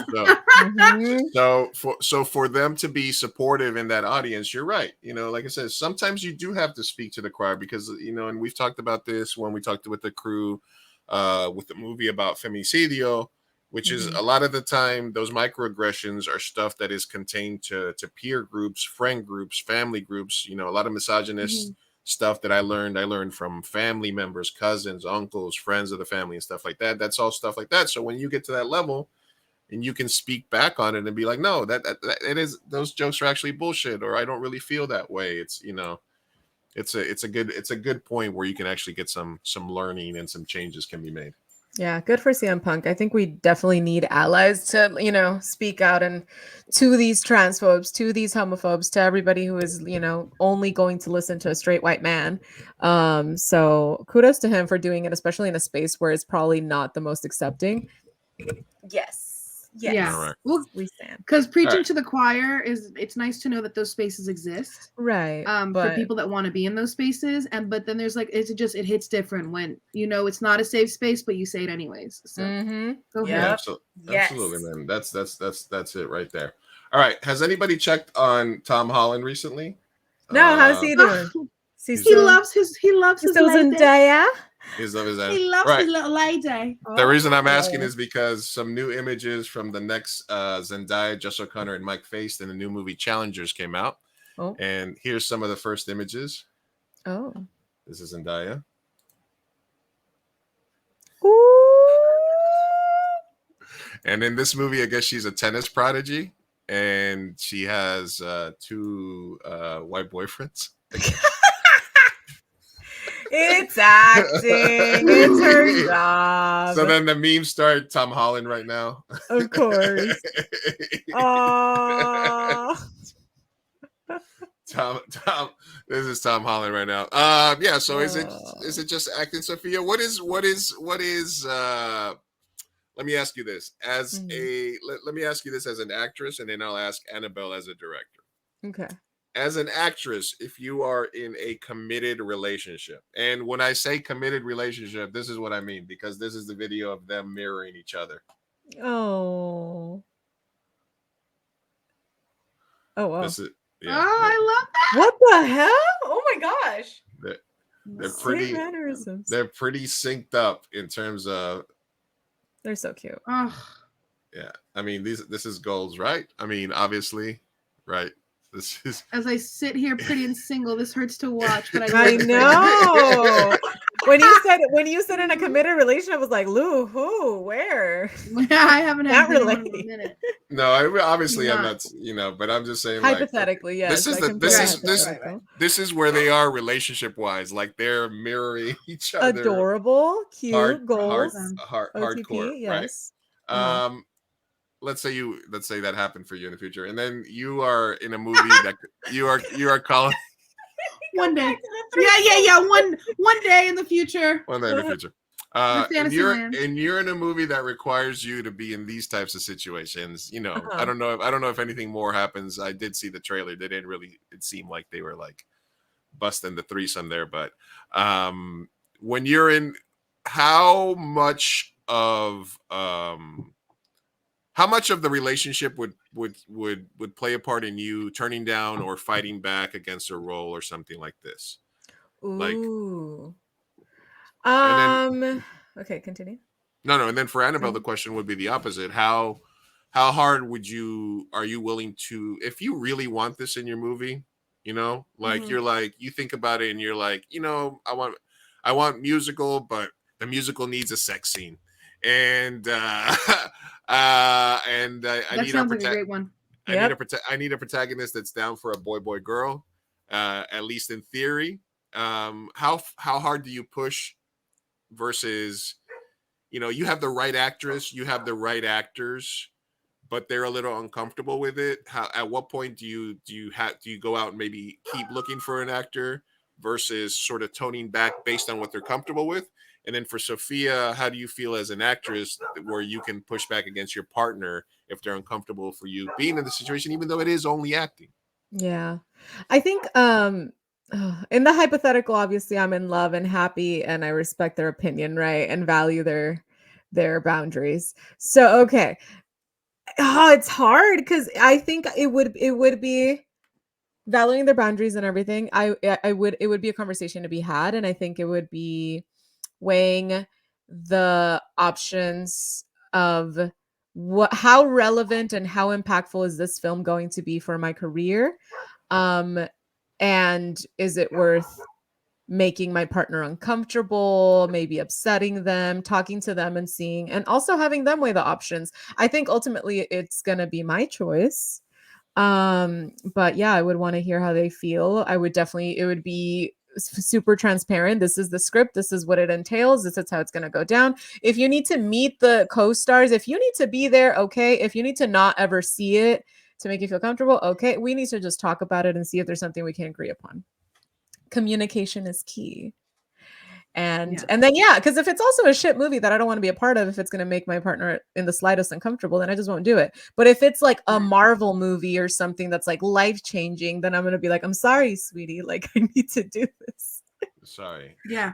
Yeah. All right. And Anabel? I think that's something that has to be in the script, like from the go. That's not something you can just like add after you've cast. So I think that like that's a conversation I have with my actors really early on. Hey, this film requires this specific scene with these specific actions. You will be doing XYZ. There's a new thing now in Hollywood, intimacy coordinators. So and so you would pretty much be like, I know that on any set where I ever ask someone to take their clothes off and be in a space like that, I'll be like, we'll have an intimacy coordinator. I will be on set. I'll make sure that you're comfortable. And so those discussions will be had before I agree to cast them. Depending on how like important it is for me in the film and for the story.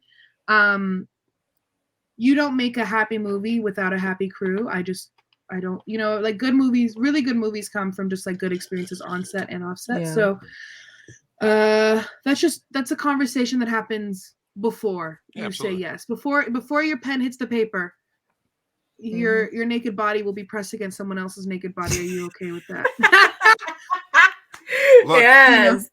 In my experiences, and there's maybe been only a few maybe actually, you know what, maybe 3 or 4 times in movies where there's been a sex scene that was written into it.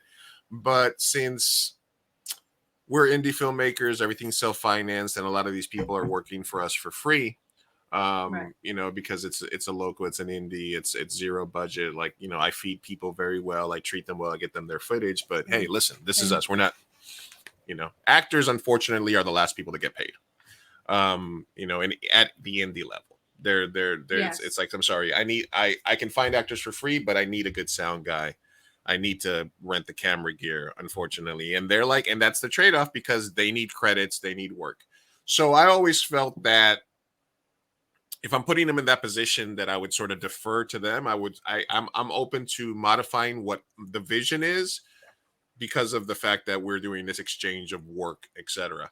And I've been surprised because, like, for example, one of the early films I had, there was this girl, and it was written as like she was in lingerie and she was seducing this guy and she was actually drugging him.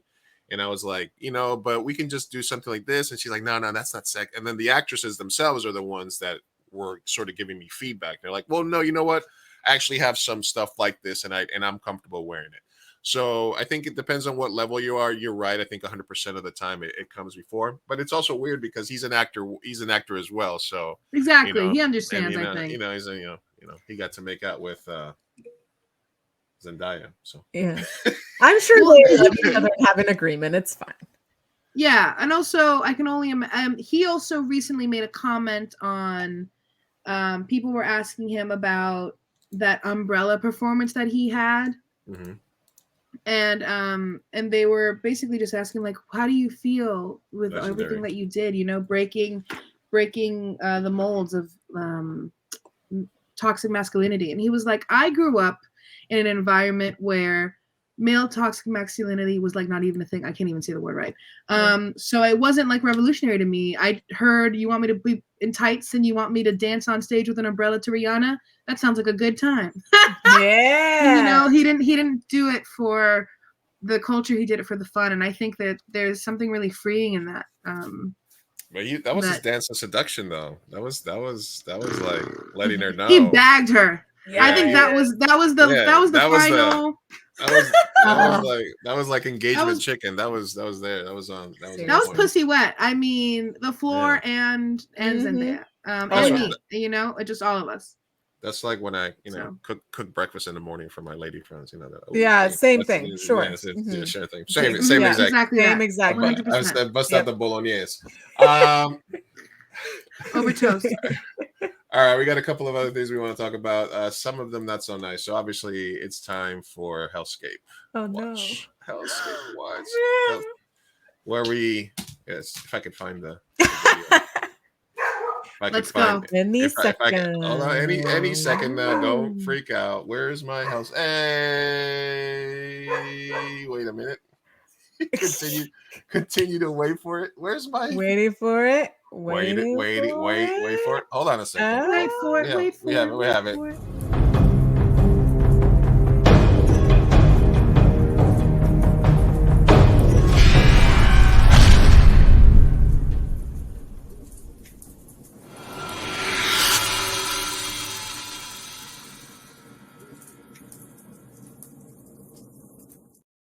This is fine. Love. All right. Let's get our negativity caps on. All right. Let's say. All right. So we did the positive story on Shamu on LGBT rights. This is Kelly Cadigan. She is an outspoken trans woman that is against non-binary people for some reason. And this is a video that she put out earlier this year. Let me know what you think. Let me just see if I can get also to Milo. Why I'm offended by non-binary people. Okay. Do tell. About why I'm offended by non-binary people as a transgender woman. When I look at my own transition and just transgenderism in general, to me, I think that people are either born a man or a woman. I think some people like myself are born men and they feel socially that they'd be more comfortable in the female binary. And they go out of their way to do surgeries to make themselves physically appear as a woman, right? Or vice versa for transgender men. When it comes to non-binary people, it confuses me because you guys don't identify as a man or a woman. You identify as either something in between or something else entirely. I don't understand how you could know what something else is besides man or woman. And every time I ask that question, no one can tell me why they feel they're outside of the binary. I don't understand what happened to being a tomboy or a tomgirl, right? And that's why I don't like the push like for children to transition nowadays anyways, because a lot of kids are tomboys or tomgirls. And I feel like a lot of parents with woke culture today would be very quick to say, oh, my child's trans. Let's put them on HRT when they turn 13 or 14. No. And it frustrates me when the non-binary community wants to consider themselves transgender and put them under the same umbrella term. That offends me because I had strong gender dysphoria to the point where I changed my whole entire life and put my whole entire life on the line, right? Like taking hormones for the rest of my life is not 100% healthy for my body, but I had to do that because in my heart and soul, I knew I was not going to live a happy life as a man. So how are you, as someone who identifies as non-binary and probably doesn't take HRT? I know some of you do, but for the most part, most of you don't, I'm pretty sure. How are you going to compare your life to mine and say it's the same thing? That is very offensive to me. Am I allowed to feel that way? Because if you take out the outliers of the few who do take hormones, which I don't even know why you would. Plot twist. I think she transitioned when she was like 15. Why would you want to take that certain gender hormones? But regardless, for the most part, you don't, right? So what are you changing? Your pronouns? Maybe you have like some clothing that's gender non-conforming. I don't know, but I'm fine with non-binary people saying they exist, whatever. That's but nice don't of you. call That's yourself good. Thanks. and say that your community is the same as mine, because I've gone through serious struggles to get to this point, and I just don't think it's comparable at all. Like, the fact that she is somebody who went through the exact same that she seems to be shitting on is interesting.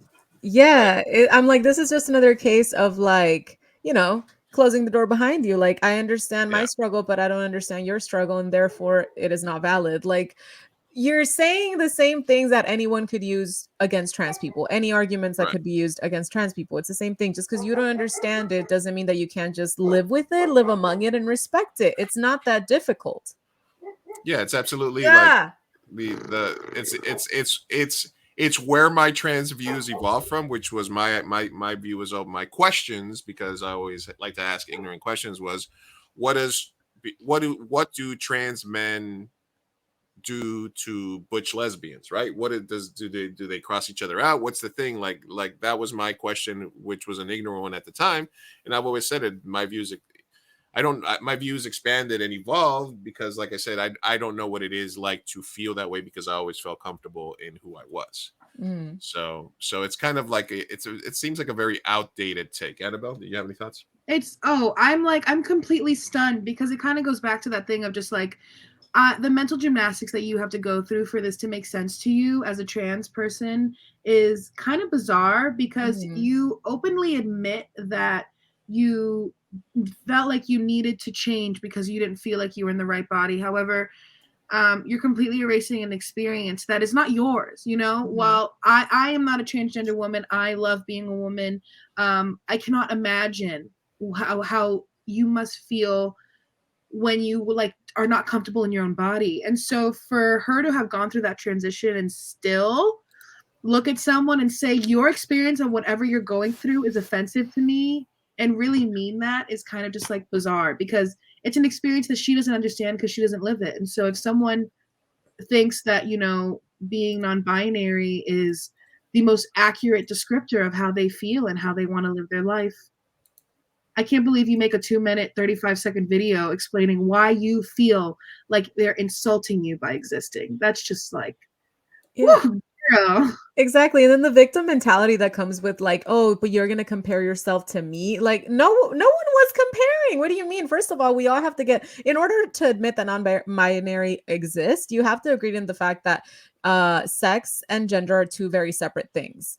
So what you're talking about when you're trans is you're switching sexes, right? But like non-binary people just don't identify with any single gender, or they identify with another different set of pronouns and stuff like that. Just respect them. You don't have to understand their experience. Yeah. You don't have to live their experience to be respectful of one another. And so it is baffling to see somebody that like went through a very specific, like, you know, minority experience, also trashing other minorities. It's like, ugh. Oh, I also bet that non-binary people will champion transgender people and their transition and, you know, really support them. And for you to sit there and look them in the face and say, nah, your experience, fuck y'all, is bizarre. And also so generalized. All transgender people have offended me. Girl. Yeah. Like, no, absolutely not. This is kind of like the Chappelle bit where he's like everybody, all the different LGBTQ parts are in the car and they're arguing with each other, right? It's like, you know, and it does become, this is where, like, you know, TERFs also, you know, you know, because it's like the levels of like hatred are so funny, because there's this person who is transgender who is saying she hates non-binary people, and then you have people it's a hierarchy right above them where they're like, well, we are feminists, but we're trans exclusionary feminists, so fuck you, you know. It's so no, the weird. funniest part is at the top of that ladder you have like gay men who are just like, fuck everyone else, I'm a Republican, but like, because I'm a man and I'm gay, I don't understand anyone else. I don't understand. It's white gay males, actually. white gay males. Yes, I'm so happy you said that. I was wondering if it was okay to say that. No, it's white. It's white. I've met some colored ones recently that made me very unsettled. Yeah. I'll just I mean, say that. I think it's color, and then the secondary to color is money. So if they're let's do that. Socioeconomic status. They are wealthy. You're right. It's socioeconomic status. Wow. Look. Why are the Latino families that have been here for 2-3 generations that aren't struggling? They've moved into the suburbs. Their kids grew up with a bunch of white people, and they feel comfortable in that. And those kids are the ones that are like, you know what I mean? Ooh, the kitty cat. She kept crying at the door. I had to let her in. Oh, that's fine. That's fine. We're pro animals here. Yeah. Yeah, I just think it's very fun. It's like everybody needs to be more self-aware, because I can say, hey, I am a minority because I'm a Latino and I'm a man and I'm, you know, disenfranchised to a certain degree, and but then there's also I'm also a man, so I have that privilege over women, you know, and et cetera, and stuff like that. It's you know, there's always somebody that's hating above you, you know. So if you're hating, it's like you're wasting your time now. Yeah, you're wasting your time. Oh, absolutely. Oh my gosh. All right. Well, anyway, get that out of there. All right. Everybody's top G or broke G is now been arrested. Well, he was arrested. He was arrested. He's so bald. He is so bald. Listen, he said it. He said he was bald by choice. Yeah, I know. He lied. He done lied. Look at his hairline. I'm sorry. But yes, continue. But yeah. Let's trash talk him. We will. No, I'm sorry. Let's throw the. We got Andrew Tate.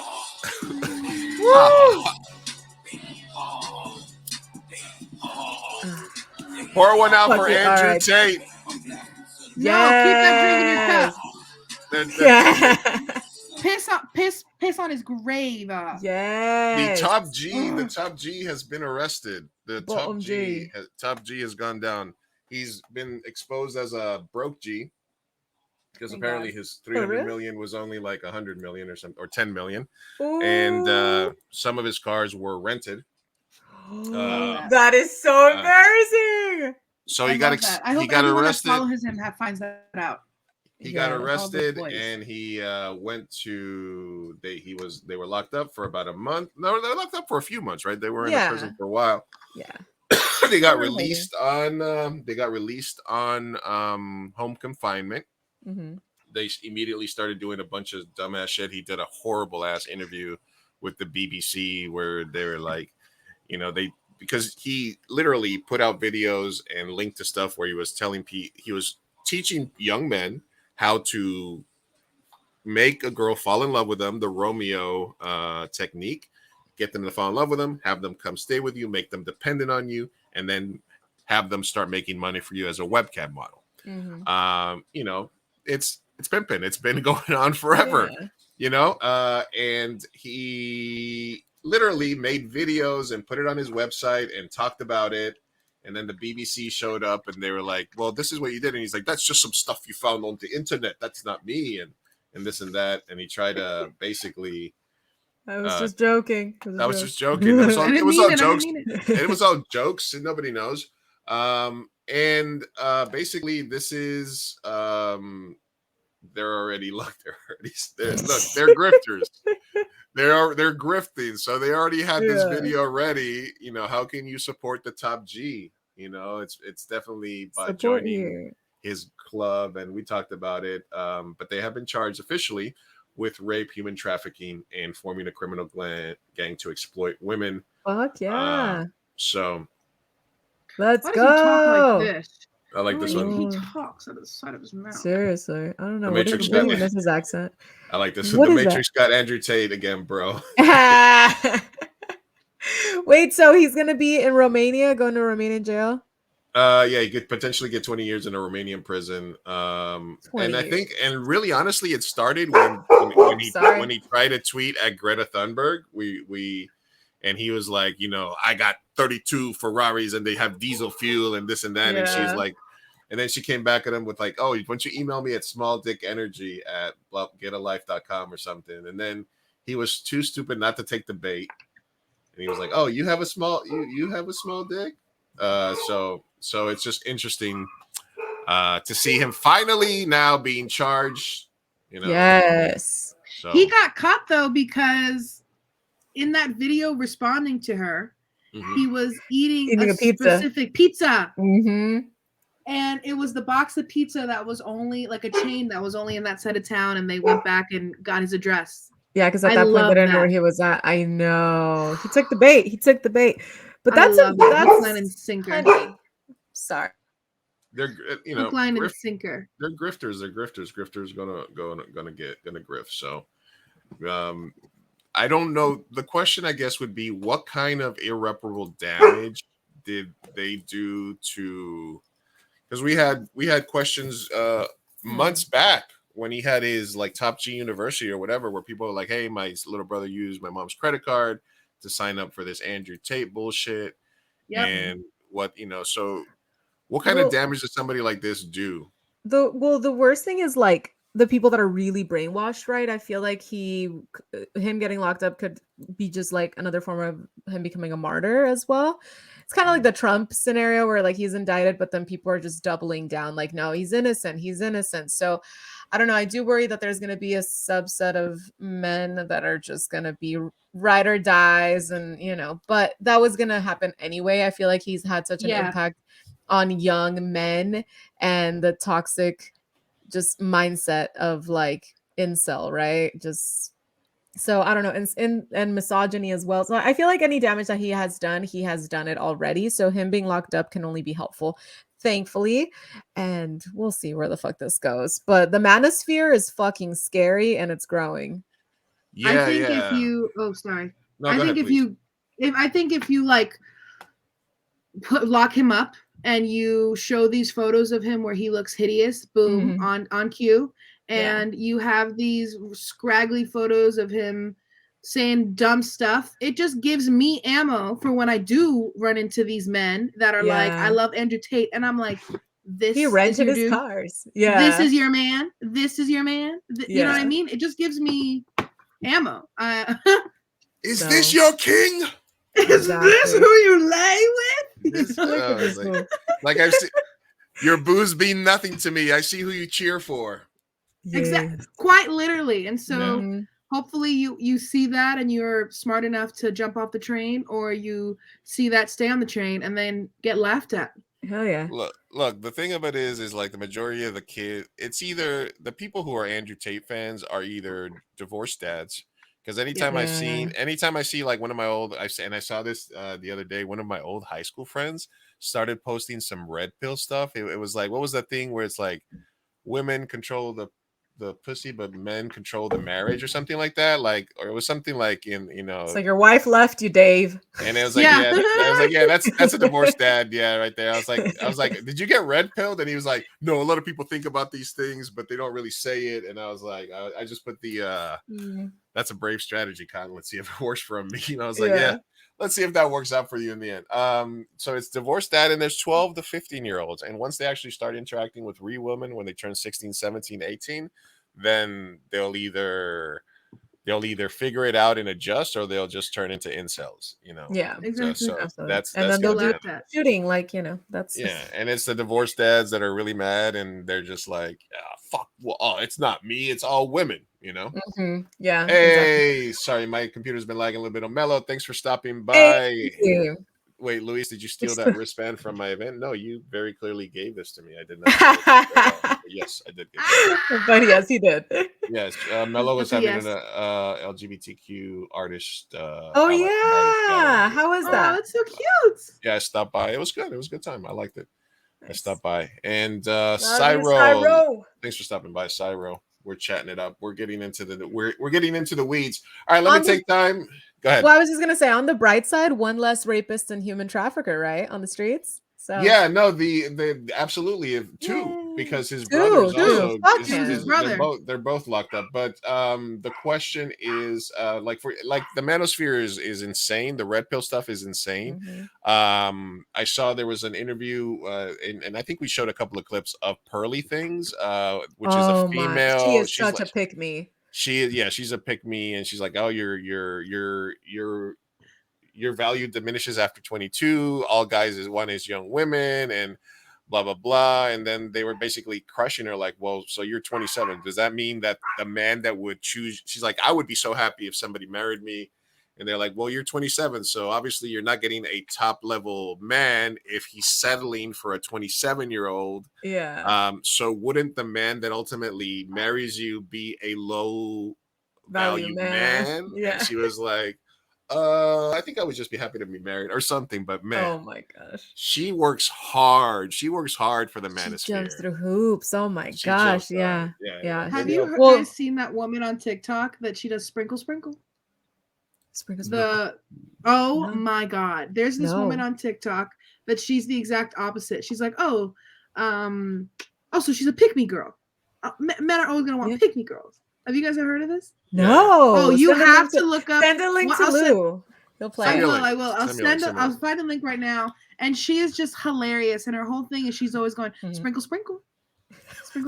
I need to see Okay, this. I'm gonna find it. Right. I'm gonna literally find it and put it in the group.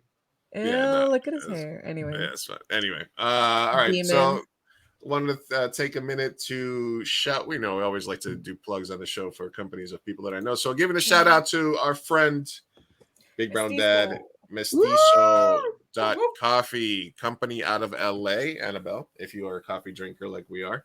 Am totally. They I'll put the link there, link in the chat. I just ordered myself the fruit bomb, which I'm excited to try. Which is this coffee tastes like fruit. Oh, interesting. This is a premium handcrafted blend of top shelf Mexican coffee. Is designed to explode on contact. I ordered that one. I haven't tried I haven't tried the neon chocolate yet. I might get that next time, or the Route 66. I like the one that I got is my favorite. It is the where is it? Where's my coffee? This right is there, the tonic. Yeah. Yeah, the tonic, the 420 in 1 420 in 1 Colombian single origin coffee. This is my favorite. I just ordered that in the fruit bomb, which I'm going to try for the first time. Big Brown at Mr. Big Brown Dad. You can find him, or you can go to mestizo.coffee. It's all sourced ethically, and it is a Latino owned company. So check them out and step up your coffee game. Yeah. So shout out to Mestizo Coffee. Let me pull. I'm gonna pull up that thing you sent us in a second. Yeah. But all right. Sprinkle. Remember a few. I think this was so much other shit happens that it's hard. A while back, 2 black men were waiting for a colleague at a Philadelphia Starbucks. They got the cops called on them, and they got hauled out of there. Well, apparently, the Starbucks fired the manager for calling the cops and for doing the stuff, right? For being racist. They fired her. Okay. And a jury has returned with a $25.6 million verdict in her favor. Wait. that says she was fired because of an absence of leadership. What? Yeah, a jury on Monday found in favor of former Starbucks regional director Shannon Phillips, who sued the company for wrongly firing her, claiming she was terminated for being white. Phillips, who worked for Starbucks for 13 years, was fired after the arrest of two black men at a Philadelphia Starbucks. The New Jersey jury returned a $25.6 million verdict, including $25 million for punitive damages. Starbucks said is the point of the decision. So basically, she said in a lawsuit filed in 2019 that the company discriminated against her before the race when she was let go. Whoa, that's a sad time. So she got money at the end of it. She got $25 million for a reverse racism case. That's insane. God bless her.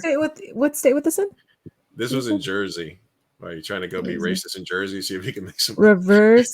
wait. So the lady that got fired she pled basically that she was being fired because she was being white.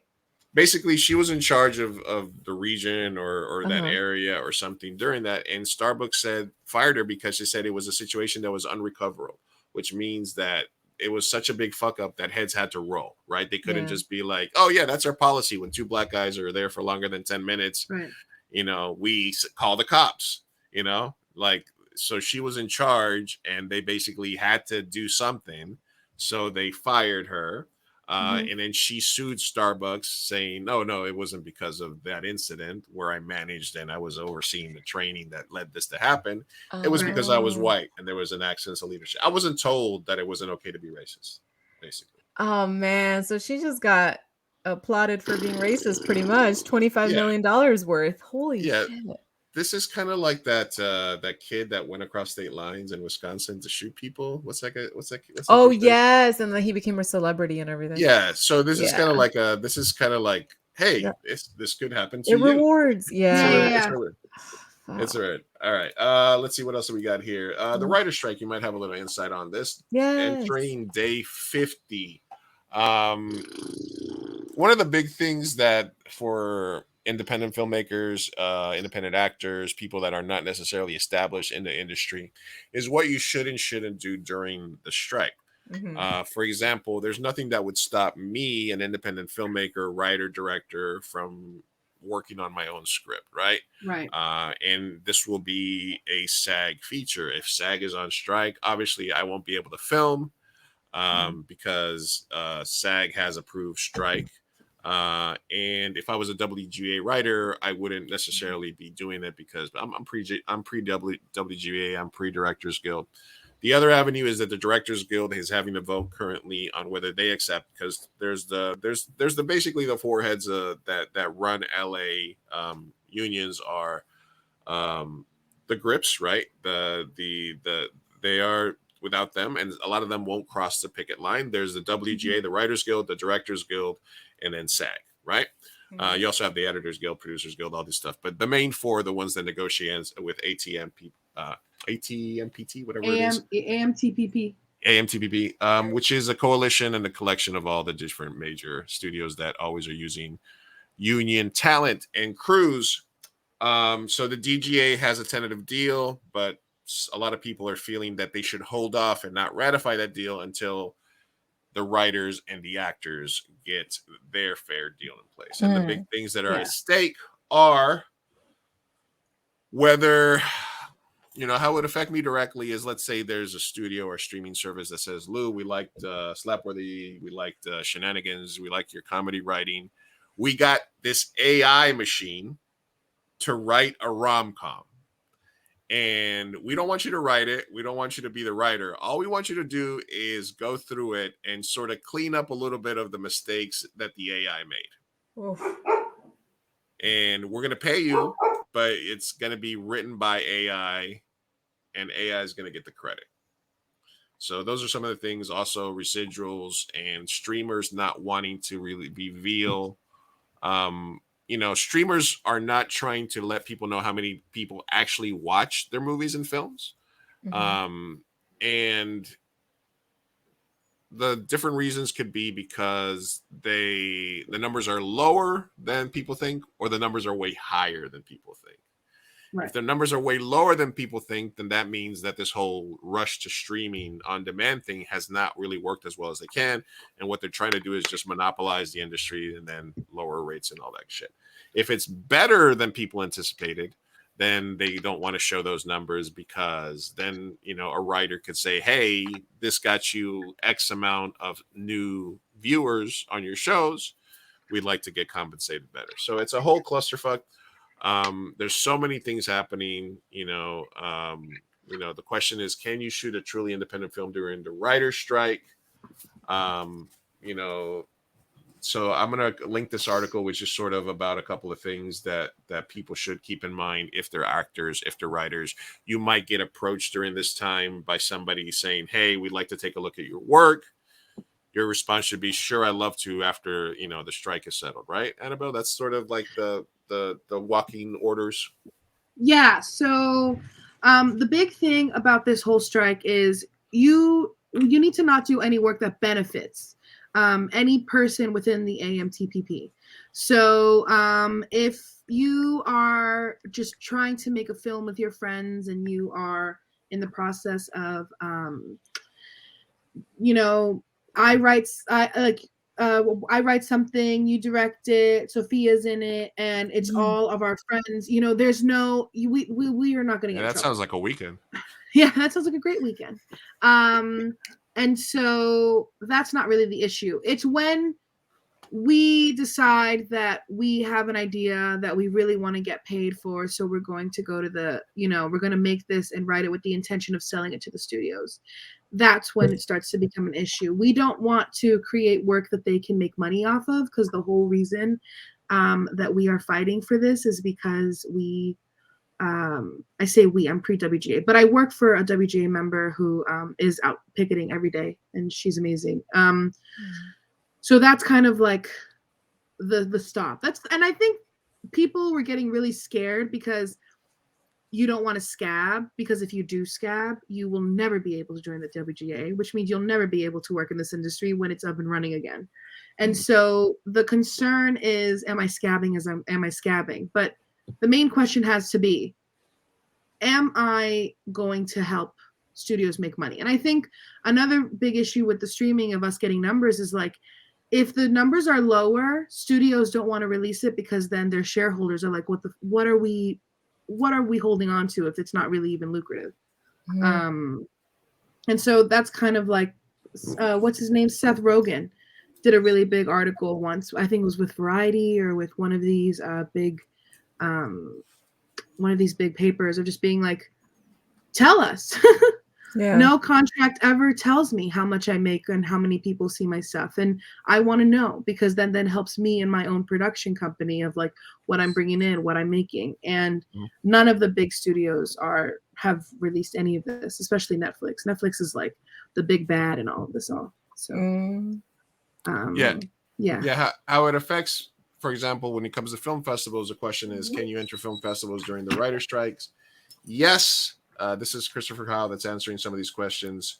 If you put your film in a festival and it leads to an offer or a sale option, then basically you'd be, putting in a film festival, getting that recognition is fine. But then if Netflix is like, hey, I want to buy this right now and put it on, then yes, at that point, the proper response is no, let's talk when the strike is over.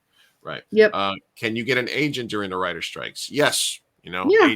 Agents probably have a lot of time on their hands right now. It's a great time to do submissions or do query letters, stuff like that. But again, if it leads to work, or if it leads to meetings, or if it's an agent or a manager that is trying to get people to scab, then that's another no-no. Yeah. Talking to the press, obviously, but they don't want people to be promoting the films that are about to be out there. So if as a writer, as a pre-WGA, as a WGA, you want to come on the Gente Show, talk about the strike, that's fine. But you're not necessarily, I'm not going to ask you, hey, let's promote the thing that you already wrote that they're going to still try to make money on, right? Right. And who are the WGA signatories that are being ticketed? You can look that all up. I also think that they might, I don't know if it's going to happen, but I because in San Diego, there's a couple of WGA people, and they're like, "Hey, what should we do?" And it's like, "Well, take a ride up to LA and do it." There's no really point in there's no really thing to boycott. Although I think they may do some boycotting at Comic-Con. Oh, so that's kind of the latest that I heard, which is like, damn, I kind of wanted to go to Comic-Con. I mean, I am going to be at Comic-Con, so I'll just use still go. I'll just use another entrance. I'm sorry, that's wrong. You can still go. You can still go. I think you just don't want the studios to have the which is interesting place to pick it, because it is where they are promoting a lot of stuff that's going to come out, right? So that's true. Right. There isn't really a lot of other places to pick it in San Diego about like ongoing stuff. No, we could just join the picketing. Let's go. Just join the picketing and then be like, this guy's got a badge. Oh, you have your badge. Wait, never mind. I don't have my badge. I was just gonna walk around in the outside. Yeah, you can do that. All right. All right. Let's wrap this up. I have a couple other things that we can do, and we have some anonymous ways actually. So what? We have not been pimping out the link. So we do anonymous advice every week, but lately we haven't been promoting much. But interesting. Let's do it. All right. Okay, let me just do these last two videos here. Okay, so one other thing that I wanted to talk about, which was there's a show called Primos on Freevee, right? Yeah. And then there's also another show that's coming out on Disney called Oye Primos. Okay. Huh. Right. Interesting. But basic, okay. If you guys haven't heard about, if you guys are not up in it, well, basically, no. All right. Me and Sophia, no. No. Okay. Right. I've seen the first episode of Primos, but that's about it. Hold on a second. We're towards the end of the stream, so I think it'll be okay if I play some of this in case for some reason it gets taken down Facebook. Oh no. Okay. So this is the. Oh no, this is immediately. Hold on a second. Both of us immediately start dancing. That was great. Yeah. Shimmy, shimmy. I'm sure I can pull this up. Give me 2 seconds here. Pull that shit up, Blue. Primos. Okay, they released a theme song. All right, I'm not gonna play the. Let me see if I can do the closed captioning so we can see what's happening, and so you can sort of see. So okay, animation. It's an animated. It's an animated show on Disney, right? It's supposed to be, I guess, like a hybrid of LA and Mexico City, and it's called. Say, is that LA? It's called Terremoto Heights. Terremoto. All right, so it's like she's basically about this girl that's okay, in the Heights. Okay. In the Heights. I know. And then all her cousins moved in. Wow, that was me. That was me. Like that. I lived with all my cousins growing up. I'm liking this so far. Right. Okay. Right, musical numbers? Oh, yes. They got Anabel. They got her. They got me. They got me in.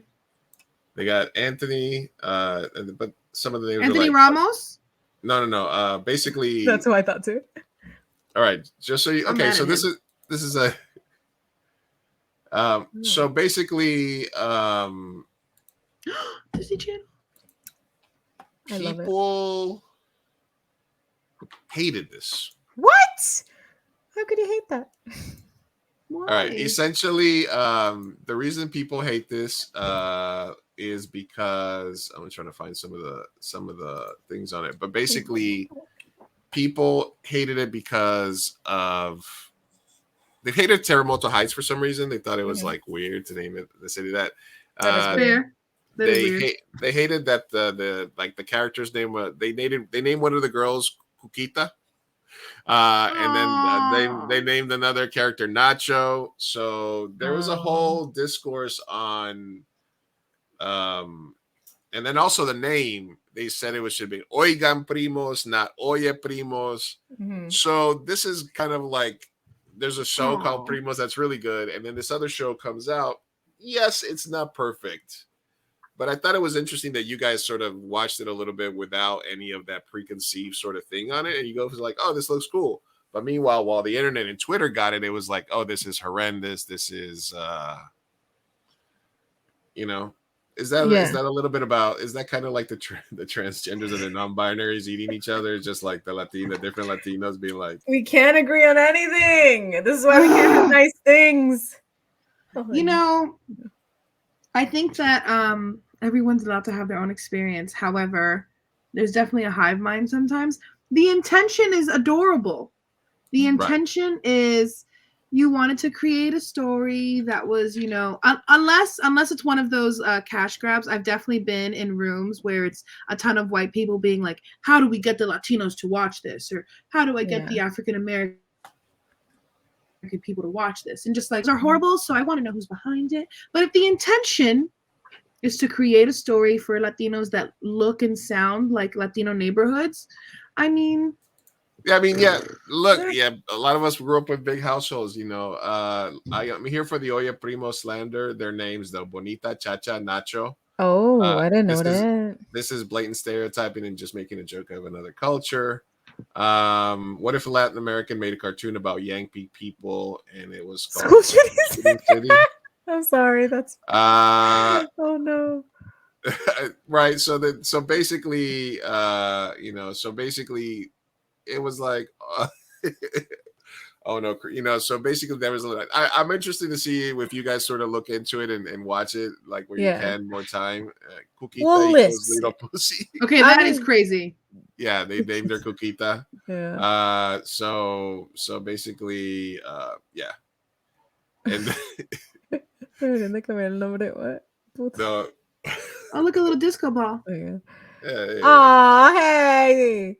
There you go. A little callback. I also saw a picture of Spider-Man into or across the Spider-Verse.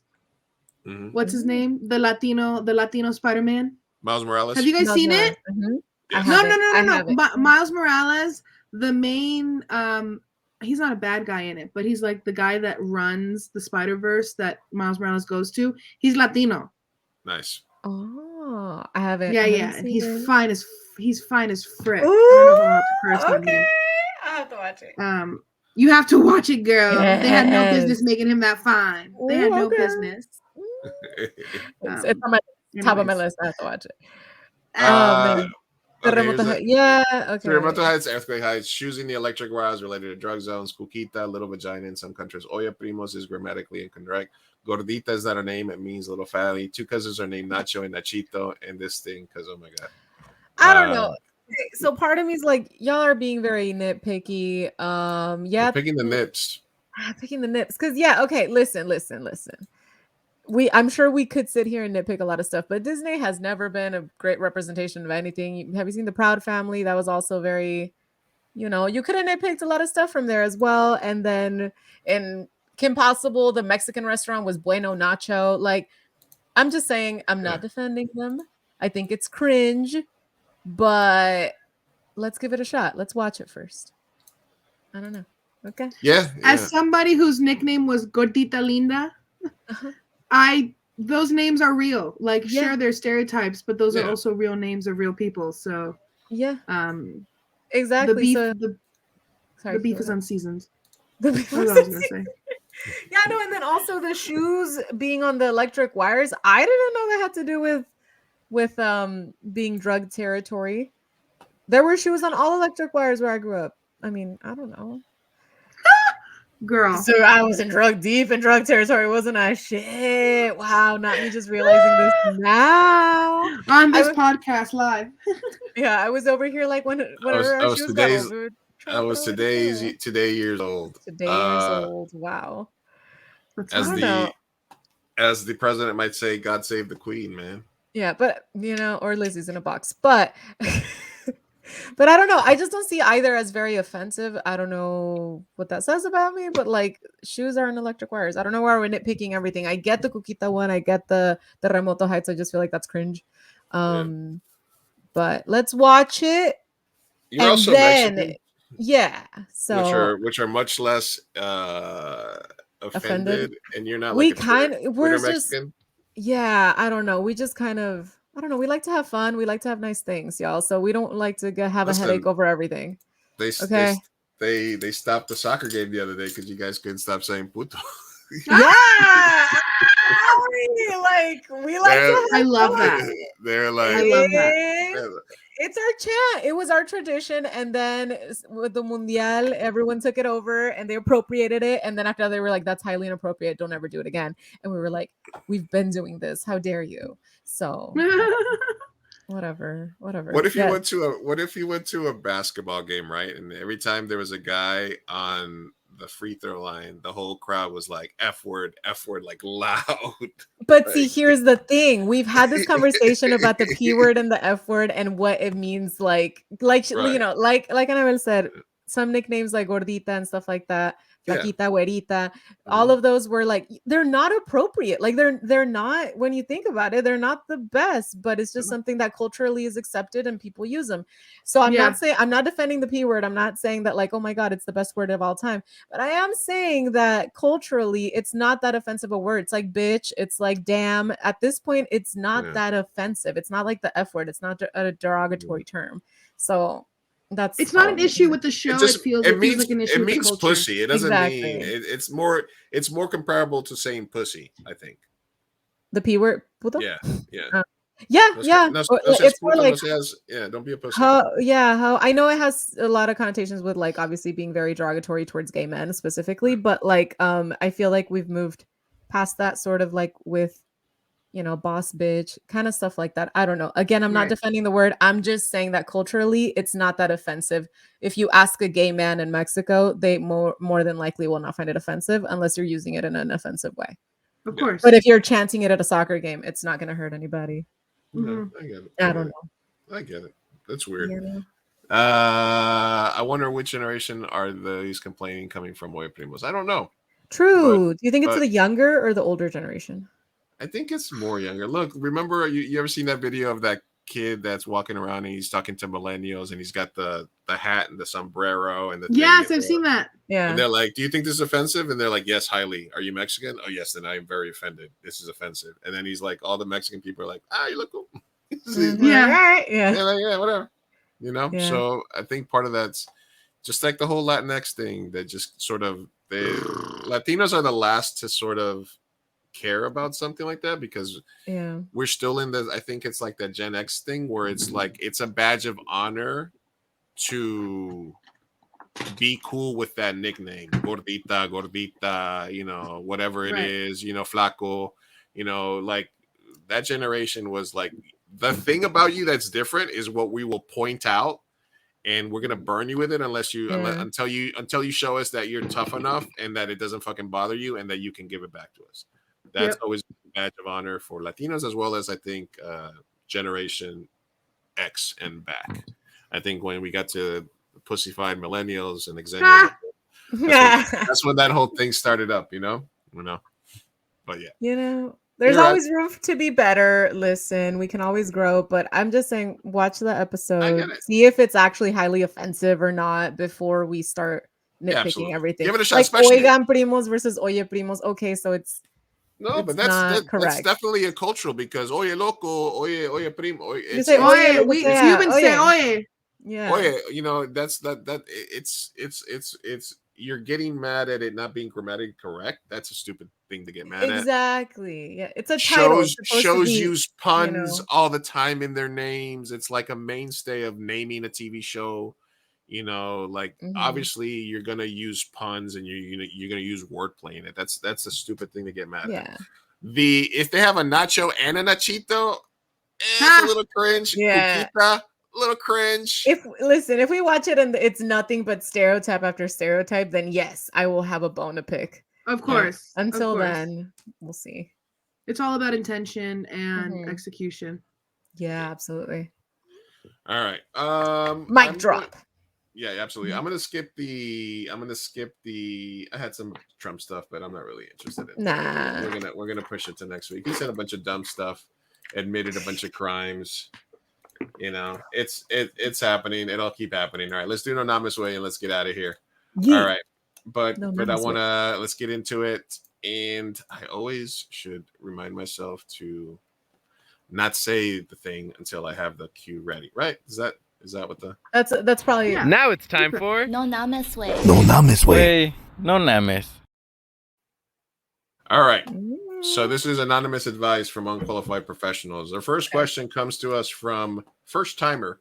I think this was an old one. What is the right amount of edibles for a non-smoker to partake in your hippie holiday? Oh, this was a 420 question. That was a 420 one. Whoa, that was old. Yeah. 5 milligrams. Don't do any more.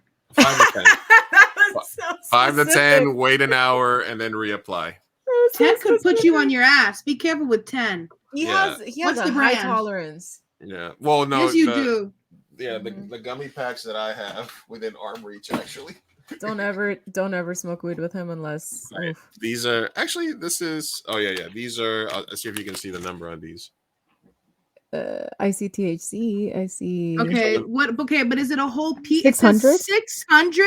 Shut up. Wait, how many are in that pack? There's probably about 7 or 8. So it's like 80 to 100 milligrams per one of these. Oh my god. Ooh. Are you okay? Yes. No, listen. If I eat half a pack of these, I get 300 milligrams. Yeah, if I eat a half a pack, I get emotionally high. Like I sit here and I'm just like thinking about the universe and I'm forgiving everybody. And I have to leave myself a post-it note to remind myself that it's okay. Like I get like mushroom high if I eat a half a pack. Yeah. So I've never eaten a whole pack. I know somebody who shall remain. I know somebody who shall remain nameless. Hey, see, and she can eat an entire pack and just go about her day and then just sleep. But yeah, but I'm on. Yeah, that's a lot. Trust me. But I'm just saying, I will only eat at the very most one of those at a time. Yeah. Even half of one would knock me out. Yeah, absolutely. Yeah. If I pass you an edible, don't eat it. That's Don't. 60. Okay. If he passes you a blunt, take a little puff. I once took a 60 milligram cookie. My brother was seeing this guy that like baked him some edibles and go the LGBT and brings us back to the house. I eat a cookie. We watch Avatar: The Last Airbender, the live action film. Horrible. And I remember having to ask my brother if I was breathing. I was like, do you see me breathing? Oh, that was 60 milligrams. I was like, at one point I was like, Jonathan, I have to go to bed. Please check on me in the morning because I might die. I might not wake up. Yep. So that checks out. Am I breathing? That's my God. Yeah, I've been there though. I've been there. So if you still haven't done it, yeah. All right. The next question here is I'm gonna let you guys answer this because I gotta run for 30 seconds. I'll be right back. Okay. What should I get my girlfriend for her birthday? We started dating in the spring after meeting her on New Year's Eve. So total of 6 months knowing her and only dating for a few months, and her birthday is 2 weeks. Don't want to go overboard though. What's a good entry-level birthday gift? Well, 6 months. I don't know that that's entry. I don't know. I'll be right back. You guys can answer this. Is it? I don't know. What do you think? I think I don't know her. I feel like exactly. My gifts are all like catered personalized. to the person. I want the person to enjoy. I don't have any details. You could be with Patrick from SpongeBob for all I know, and that's a very different thing. I tell you to get them before I tell you to get I don't know, Paris Hilton. Like they're just two different people. They get different gifts. Exactly. I guess. Does she wear earrings?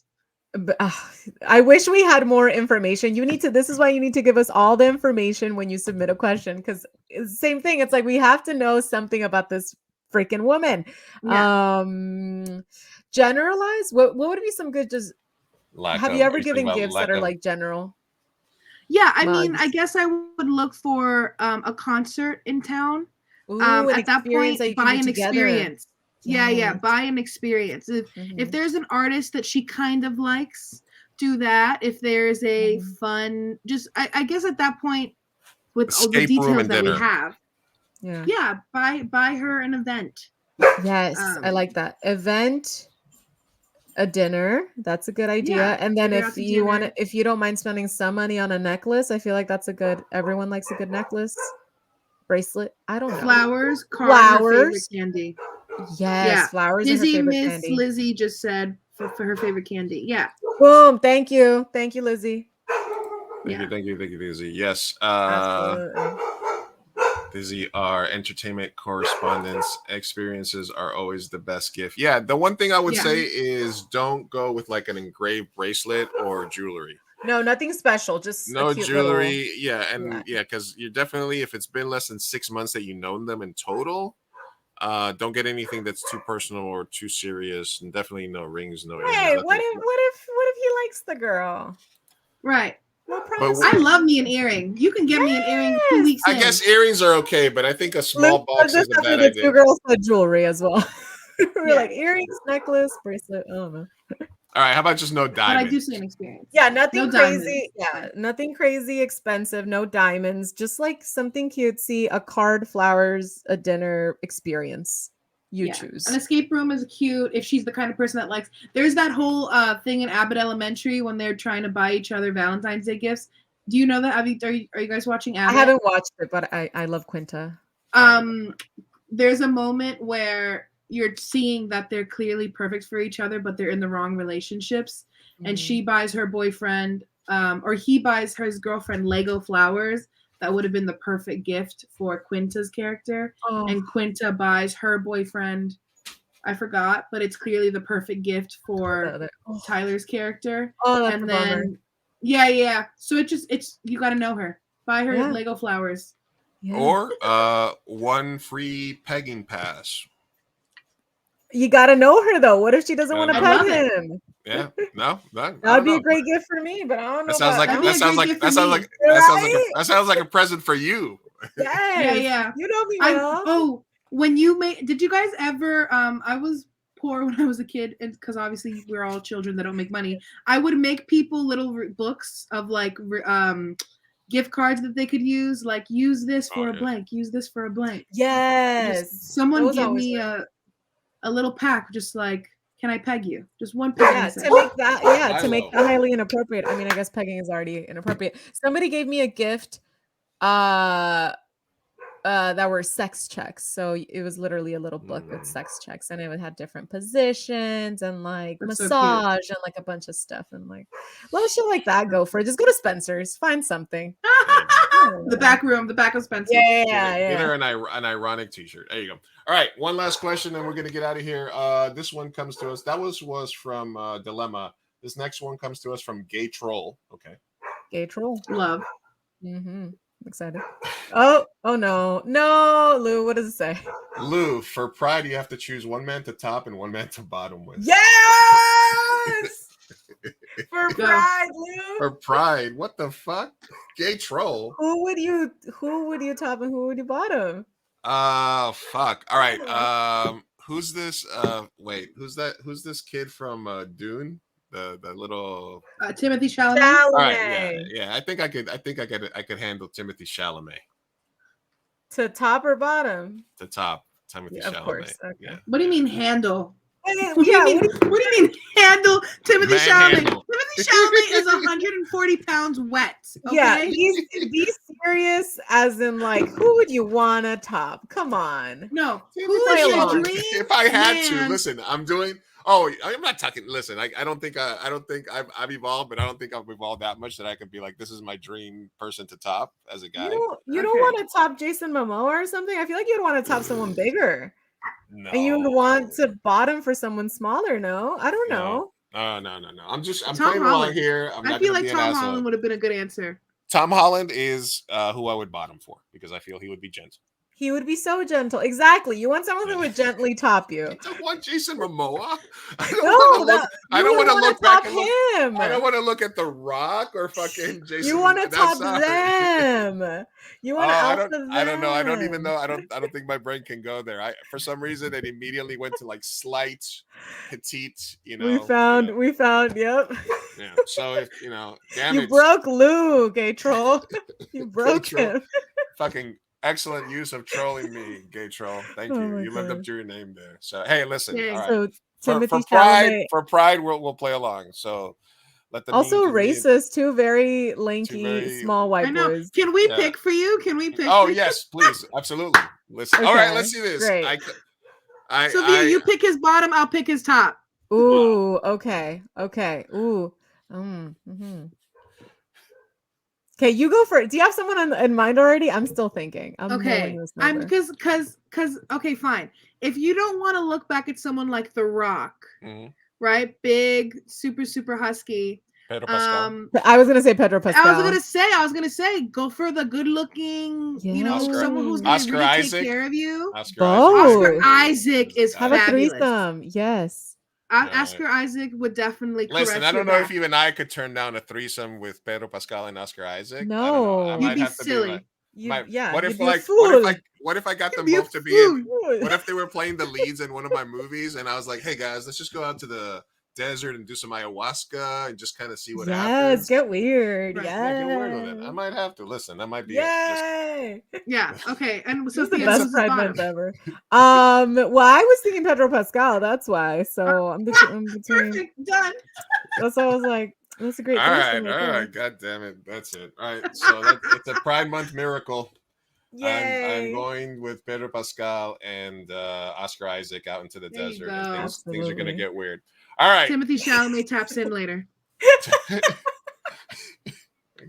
Exactly. listen, man. If I had Tom Holland and Zendaya, I might, hey. No one mentions Zendaya. No one mentioned him. I might have to take one for He's the not team. invited. No. It's just That me. she gets the pegging pass. Yeah. Oh, shit. Oh yeah. Damn it. What girl would get the pegging pass? Zendaya, Ana de Armas. sure. Ana de Armas. Ana de Armas. Ana de Armas can do anything. Look at you. Look at your little guanita. She can step on my neck. That's your girl. Yep. All right, everybody. This has been With a that- very gay ending With to our that- show. on With that that note. being said, Anabel, thank you very much again for being on the show. Yes. Of course. Thank you for being Anytime. here. I loved my time.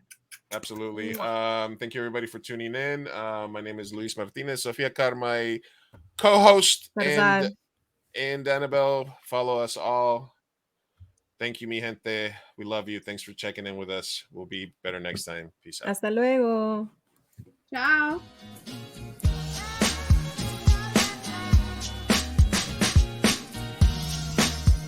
Vamos, papá, hay que irnos. Me estoy aguantando desde que pusieron el domo. Puedes esperar. Muchas personas trabajaron en esta película y solo quieren que te aprendas sus nombres de memoria. Y yo quiero asegurarme de que ningún animal resultó lesionado durante la filmación de esta película. ¡Piu!